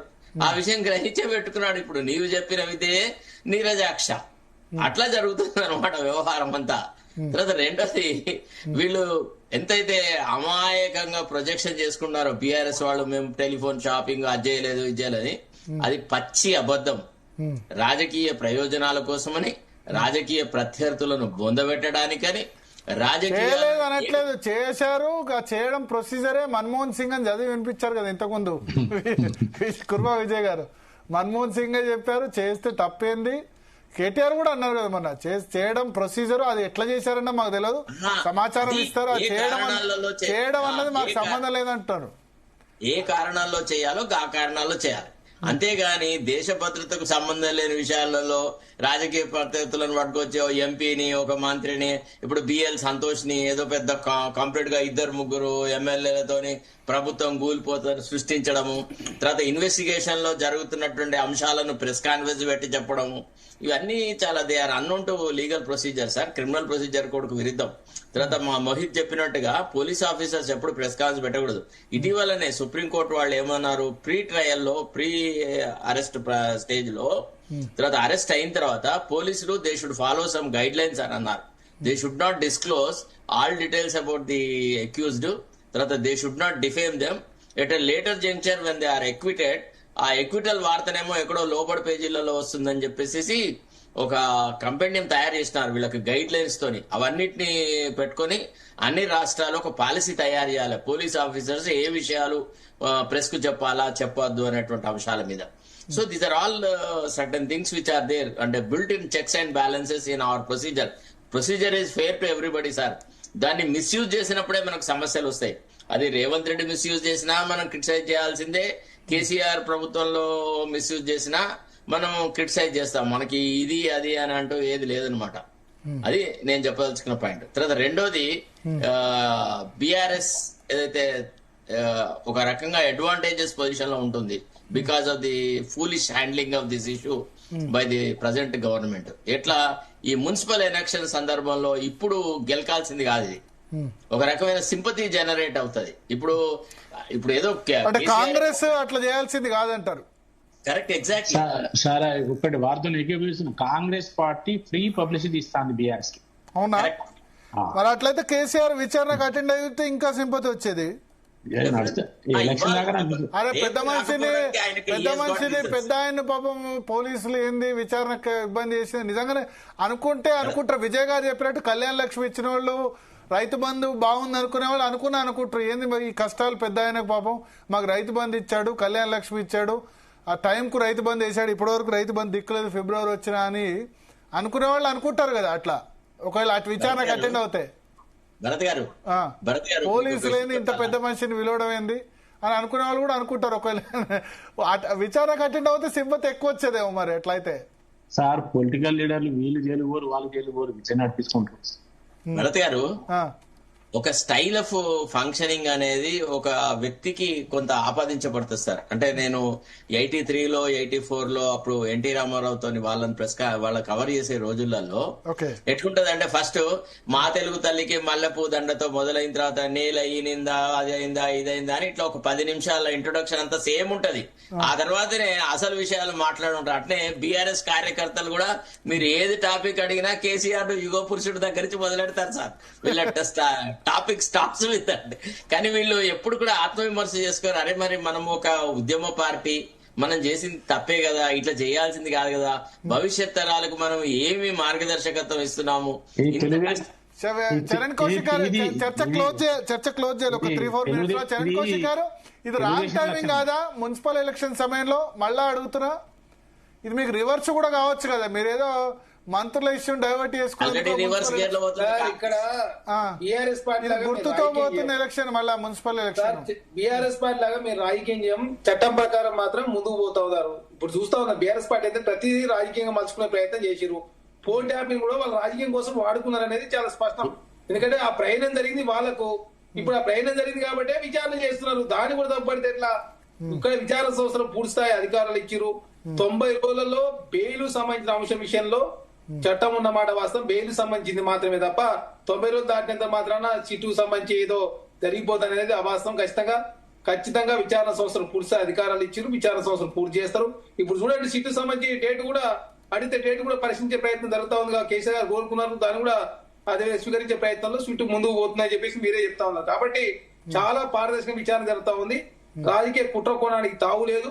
ఖచ్చితంగా చట్టం అనేది కేసీఆర్ గారికైనా మీకైనా నాకైనా అందరికి ఒకే చట్టం ఉంటుంది. కాబట్టి చట్టాన్ని లోడ్ మాత్రమే సిట్టు నోటీసులు ఇచ్చారు. దానికి సమాధానం చెప్పాల్సిన బాధ్యత వారి మీద ఉంటుంది. ఎందుకంటే సార్ ఇప్పటివరకు ఇచ్చిన వాళ్ళందరూ కూడా సమాధానం చెప్తా ఉన్నారు. సమాధానం చెప్తే పోయేదే ఉంది, దాన్ని పెద్ద రాజకీయం చేసే అవసరం లేదు కదా. సిట్టు అనేది ఏముందండి? సిట్టు ముఖ్యమంత్రి గారు సిట్ అంటే సిట్టు, స్టాండ్ అంటే స్టాండు, స్లీప్ అంటే స్లీపు. భార్య చెప్తే అది నేను ముందుకెళ్ళేటువంటి సిట్టు. అది ఆ సిట్టుకి ఏం శాంటిటీ ఉన్నది ఏం లేదనేది అందరికి తెలుసు. అది అయినా ఇది విచారణ కాదు సార్. ఇది ఒక ప్రతీకారంగా ఒక రకమైన ప్రతీకారం. ఎప్పటికేదో ఒక శత్రువుని చూసినట్టు వస్తున్నాడు రేవంత్ రెడ్డి గారు కేసీఆర్ గారిని. అంటే ఈ కల్చర్ కరెక్ట్ కాదు. ఇది అధికారం అనేది ఎవరికి శాశ్వతం కాదు, మాకు శాశ్వతం కాదు, మీకు శాశ్వతం కాదు. అధికారం ఉంది కదా అని చెప్పేసి విర్రవీక్కుంటూ ఈ రకమైనటువంటి ఏమంటారు డైవర్ట్ పాలిటిక్స్ చేసుకుంటూ ఒక ప్రజల దృష్టి మరల్చే విధంగా మీరు ఇచ్చినటువంటి హామీల మీద దృష్టి పెట్టండి, మీరు ఇచ్చినటువంటి గ్యారంటీల మీద దృష్టి పెట్టండి. ఇవి ఏం కాకుండా 2 సంవత్సరాలు అయిపోయి 3వ సంవత్సరంలోకి అడుగు పెట్టినాము. 3వ సంవత్సరంలోకి అడుగు పెట్టిన తర్వాత కూడా 10% హామీలు కూడా మీరు అమలు చేయలేకపోతే ఇంకా ఎన్ని రోజులు అంటారు? ఇప్పుడు రైతు బంధు కేసీఆర్ గారు ఉన్నన్ని రోజులు డిసెంబర్ చివరి వరకు రైతు బంధు వచ్చిందండి. ఇప్పుడు ఫిబ్రవరి వచ్చింది, రైతు బంధు రాలేదు. ఇప్పుడు కళ్యాణ లక్ష్మి, షాదీ ముబారక్తో పాటు తులం బంగారం అన్నారు. దాని మీద దృష్టి పెట్టండి. మీరు 2 లక్షల ఉద్యోగాలు ఇస్తామని చెప్పేసి అన్నారు. మీరు అధికారంలోకి వచ్చి 6,000 ఉద్యోగాలు మాత్రమే ఇచ్చారు. 65,000 ఉద్యోగాలు ఇచ్చామని చెప్పేసి మాట్లాడుతున్నావు. నువ్వు ఏడిచ్చినావు నోటిఫికేషన్లు. శరత్ గారు దయచేసి మీరు కూడా పెద్దలు గౌరవనీయులు, మీరు వాస్తవం చెప్పండి. మీరు ఒక న్యాయవాది. ఈ ప్రభుత్వం నిజంగా 60,000 ఉద్యోగాల నోటిఫికేషన్ ఇచ్చిందా శరత్ గారు? 60,000 ఉద్యోగాలకు పరీక్షలు పెట్టిందా? 60,000 ఉద్యోగాలకి ఏదైతే రిజల్ట్స్ ఇచ్చిందా? మా హయాంలో జరిగినటువంటి నియామకాలని వీళ్ళు ఇచ్చి ఈ రకంగా మీ అందరికంటే ముందు రేవంత్ రెడ్డి నిలదీసింది నేను. నువ్వు రైతు బంధు ఎప్పుడు ఇస్తావని అడిగి దాని మీద దృష్టి పెట్టండి. అంతే తప్ప అది ఒక డైవర్ట్ పాలిటిక్స్ చేసుకుంటూ ఎన్ని రోజులు ఈ యొక్క సీరియల్స్ లెక్క, కిల్లర్ సీరియల్స్ లెక్క, కిల్లర్ వెబ్ సిరీస్ లెక్కలా తీసుకుంటూ ఆయన ఒక రకమైనటువంటి ఏమంటారు ప్రతీకారంతో రగిలిపోతా ఉన్నాడు. ఇలా గతంలో ఆయన జైలుకి వెళ్ళొచ్చింది కాబట్టి, అడ్డంగా దొరికి చిప్పగుడి తినొచ్చింది కాబట్టి ప్రతిపక్ష నాయకులను కూడా జైలు పంపాలని ఒక కుట్ర. కేసీఆర్ గారికి, కేటీఆర్ గారికి, అది హరీష్ రావు గారికి, సంతోష్ రావు గారికి, ఇలాంటి పెద్ద స్థాయి నాయకులకు, ప్రజల నుంచి వచ్చినటువంటి నాయకులకు వారికి మీరు నోటీసులు ఇస్తే పెద్ద వాళ్ళు కారు. మీరు ఎప్పుడైనా ఇంతే ఉంటారు. మీరు పెద్దవాళ్ళు ఎప్పుడు కాలేరు, కాబోరు కూడా. మీ ఆలోచన ధోరణి మార్చుకోమని కే రేవంత్ రెడ్డి గారికి ఒక చిన్న విషయం చెప్పండి సార్. నేను ఒకటి ఏం చెప్తున్నా అంటే, సరే ఇప్పుడు ఈ రాజకీయంగా ఆరోపణలు, ప్రత్యారోపణలు ఇవి 5 లేదు కానీ నేను ఏమన్నా అంటే, కాంగ్రెస్ పార్టీ ధరణి విషయంలో బహుభారతి తీసుకొచ్చింది, కానీ ఇప్పటి వరకు కొద్దిగా కూడా కదలలేదు. ధరణి వంతుకు అదే వెబ్సైట్ అదే ఉంది, పేరు మారింది, ఇప్పటి వరకు ఏం కాలేదు. ఎన్నికల ముందు, ఎన్నికల తర్వాత ఇంజిన్స్ ఏం చెప్పిందంటే, ఏ కాంగ్రెస్ పార్టీకి కేసీఆర్ ఓడిపోయినందుకు ధరణి వల్లనే 40% మైనస్ అయింది అని చెప్పారు. అలాంటి దాన్ని మొన్న అసెంబ్లీలో కూడా మాట్లాడారు, అసోసియేషన్ వేసి మాట్లాడాడు. ధరణి వల్లనే ఓడిపోయిండు. ఇవాళ మీరు ధరణి మళ్ళీ పునరుద్ధరించి మంచిగా చేయకపోయింటే, మీరు ఇచ్చిన హామీ ప్రకారం రెవెన్యూ సిస్టమ్ సరి చేయకపోతే వాళ్ళు అటున్నోళ్ళు ఇటెట్లా వచ్చారో మీరు కూడా మళ్ళీ అటున్నోళ్ళు ఇటు వస్తారని చెప్పాడు. నేను ఎందుకు ఈ విషయం చెప్తున్నా అంటే, వర్నింగ్ ఇష్యూస్, పాలసీ ఇష్యూస్ చాలా ఉన్నాయి రాష్ట్రం. ఇవన్నీ కాంగ్రెస్ పార్టీ ఒక్కడు కూడా చేస్తలేదు. సరే ఎన్నికల కొరకు, ఓట్ల కొరకు అభయాస్తాలు మన ఏమో ఇచ్చిండ్రు, పైసలు మనలు ఒట్టిగానే మాట్లాడింది, అవన్నీ కొట్టిందో అదంతా అయిపోయి. కానీ కనీసం విధానపరమైన ఇష్యూస్ విషయంలో కానీ, దాన్ని సంస్థాగతంగా సెటిల్ చేయడంలో కానీ ఇప్పటి వరకు ఒక్క ఇష్యూ కూడా కాంగ్రెస్ పార్టీ తీసుకోవాలి. ఇప్పుడు మీ దాంట్లో కింద స్క్రోల్ వస్తుంది, నేను చూస్తున్నా. ఏమని వస్తుంది? బ్యారేజ్ ఏది, మేడిగడ్డ బ్యారేజీ కేంద్ర ప్రభుత్వం హెచ్చరించింది, దాన్ని ఇమీడియట్ రిపేర్ చేయకపోతే మొత్తం ఉండదు వస్తుంది కింద. అది సరే అంటే కావచ్చు, కానీ అక్కడైతే అధికారికంగా చెప్పింది కదా పార్లమెంట్ లో క్వశ్చన్ స్టడీ చేసి చెప్తారు కదా. చెప్పినప్పుడు మరి ఇప్పుడు ఉన్న ప్రభుత్వం దాన్ని ఇమీడియట్ చేయాలి కదా, నుంచి రిపేర్ చేయాలి కదా. ఇలాంటి ఇష్యూస్ సాగునీటికి సంబంధించినవి కావచ్చు, ఎలక్ట్రిసిటీకి సంబంధించినవి కావచ్చు, భూములకు సంబంధించినవి కావచ్చు, అనేక ఇష్యూస్ మేనిఫెస్టోలో చెప్పిండ్రు. అన్నప్పుడు బీఆర్ఎస్ ఎండగట్టడం జరిగింది. ఇవన్నీ చేసిన తర్వాత ప్రజలు నమ్మింది కదా. బట్ ఒక్కదాన్ని కూడా మీరు బేసిక్ ఇష్యూస్ పరిష్కరించకుండా ముందుకు పోతే ఇంకెప్పుడు మనం తెలంగాణ ఉమ్మడి హైదరాబాద్ రాష్ట్రంలో భూ సమస్య మీద నక్సలిజం వచ్చింది. తర్వాత మళ్ళీ ఉమ్మడి ఆంధ్రప్రదేశ్ లో ఇదే సమస్యతోని గడబడే తెలంగాణ ఉద్యమం వచ్చింది. ఇప్పుడు తెలంగాణ వచ్చి 12 ఏళ్ళైనా దానికి పరిష్కారం లేని స్థితిలో ఇంకా ఎప్పుడైతుంది మనకు అనేది ఇప్పుడు పెద్ద సమస్య. ఓకే ఓకే ఒక లాస్ట్ ప్రశ్న సార్ నారాయణ వేణుగోపాల్తోని, మీరు వేరే వాళ్ళకి ఎట్లా అధికారంలోకి రావాలా, ఎట్లా అధికారంలో కోల్పోతారు చెప్పుడేనా, లేదా మీ పార్టీని రాష్ట్రంలో ఎన్నడైనా అభివృద్ధిలోకి తీసుకువచ్చి అధికార పార్టీ చేస్తారా, చేయరు సార్? మీరు ఎప్పుడు ఇదేంటి సార్? ఇప్పుడు అసలు మీకు అనిపించట్లేదా మేము ఒక దేశం అంతటా వ్యాపింపగలుగుతున్నాం కానీ ఆంధ్రప్రదేశ్ కి తెలంగాణకు వచ్చేటప్పటికి మేము సర్వనాశనం అయినాము. పంచాయతీ అయిపోయింది, మున్సిపల్ ఎలక్షన్స్ అయిపోయినాయి. వాళ్ళ ఎంపీలు ఎమ్మెల్యేలు వాళ్ళు వినండి, ఎంపీలు ఎమ్మెల్యేలు వాళ్ళు గెలిస్తే చాలు. వాడు కౌన్సిలర్ గెలిచాడా, ఎంపీటీసీ గెలిచాడా, డెప్యూటీసీ గెలిచాడా, క్యాడర్ గురించి అస్సలు సోయలేని నాయకులు బీజేపీ లీడర్స్. ఇక చెప్పాలంటే చెప్తే అది వైరల్ అయింది. వాళ్ళకి ఏంటంటే వాళ్ళ స్వార్థం వాళ్ళకి అంతే. ఇక క్యాడర్ బతకని చావని ఏమన్నా కానీ అది వాళ్ళ ఆ లీడర్స్ సంబంధించి. ఇక ఒరిస్సాలో ధర్మేంద్ర ప్రధాన్ సీరియస్ గా తీసుకొని కొంత డబ్బులు తీసుకొచ్చి ఖర్చు పెడితే ఒడిశాలో పంచాయతీ ఎలక్షన్ మొత్తం క్లీన్ స్వీప్ చేసింది బీజేపీ. ఆ తర్వాత రాష్ట్రంలో అధికారంలోకి వచ్చింది. రాష్ట్రంలో అధికారులు రావాలంటే ముందు గ్రాస్ రూట్ లెవెల్ నుంచి రావాలి కదా సార్. అది వేరే టాపిక్. ఇక దాని గురించి అడిగిన ప్రశ్నకు నేను చెప్పేందుకు కూడా సిగ్గుపడుతున్నా. Thank you for your frank answer Narahar Venugopal Reddy గారు. So thank you Narahar Venugopal Reddy గారు, చరణ్ కౌశిక్ గారు, శరత్ గారు, విజయ్ గారు, అదేవిధంగా మోహిత్ రావు గారు, జగదీష్ రెడ్డి గారు కూడా జాయిన్ అయ్యి మొదలు మాట్లాడారు. వాళ్ళందరికీ ధన్యవాదాలు. సో స్పందన మొత్తానికి రేపు అయితే విచారణ లేదు. సిట్ విచారణ అయితే సిట్ కూడా యాక్సెప్ట్ చేసినట్టుంది కేసీఆర్ రిక్వెస్ట్ ను. చూద్దాం మళ్ళీ మున్సిపల్ ఎన్నికల లోపే ఇస్తారా, 5th 6th అట్లా ఇస్తారా, లేదా మొత్తం మున్సిపల్ ఎలక్షన్ కౌంటింగ్ తర్వాత నోటీస్ ఇస్తారా అన్నదైతే చూడాల్సింది. Thank you Bharat. ఇది వాళ్ళ మరిన్ని అప్డేట్స్ తో రేపు డిఎన్ఏలో మళ్ళీ కలుద్దాం. Keep watching.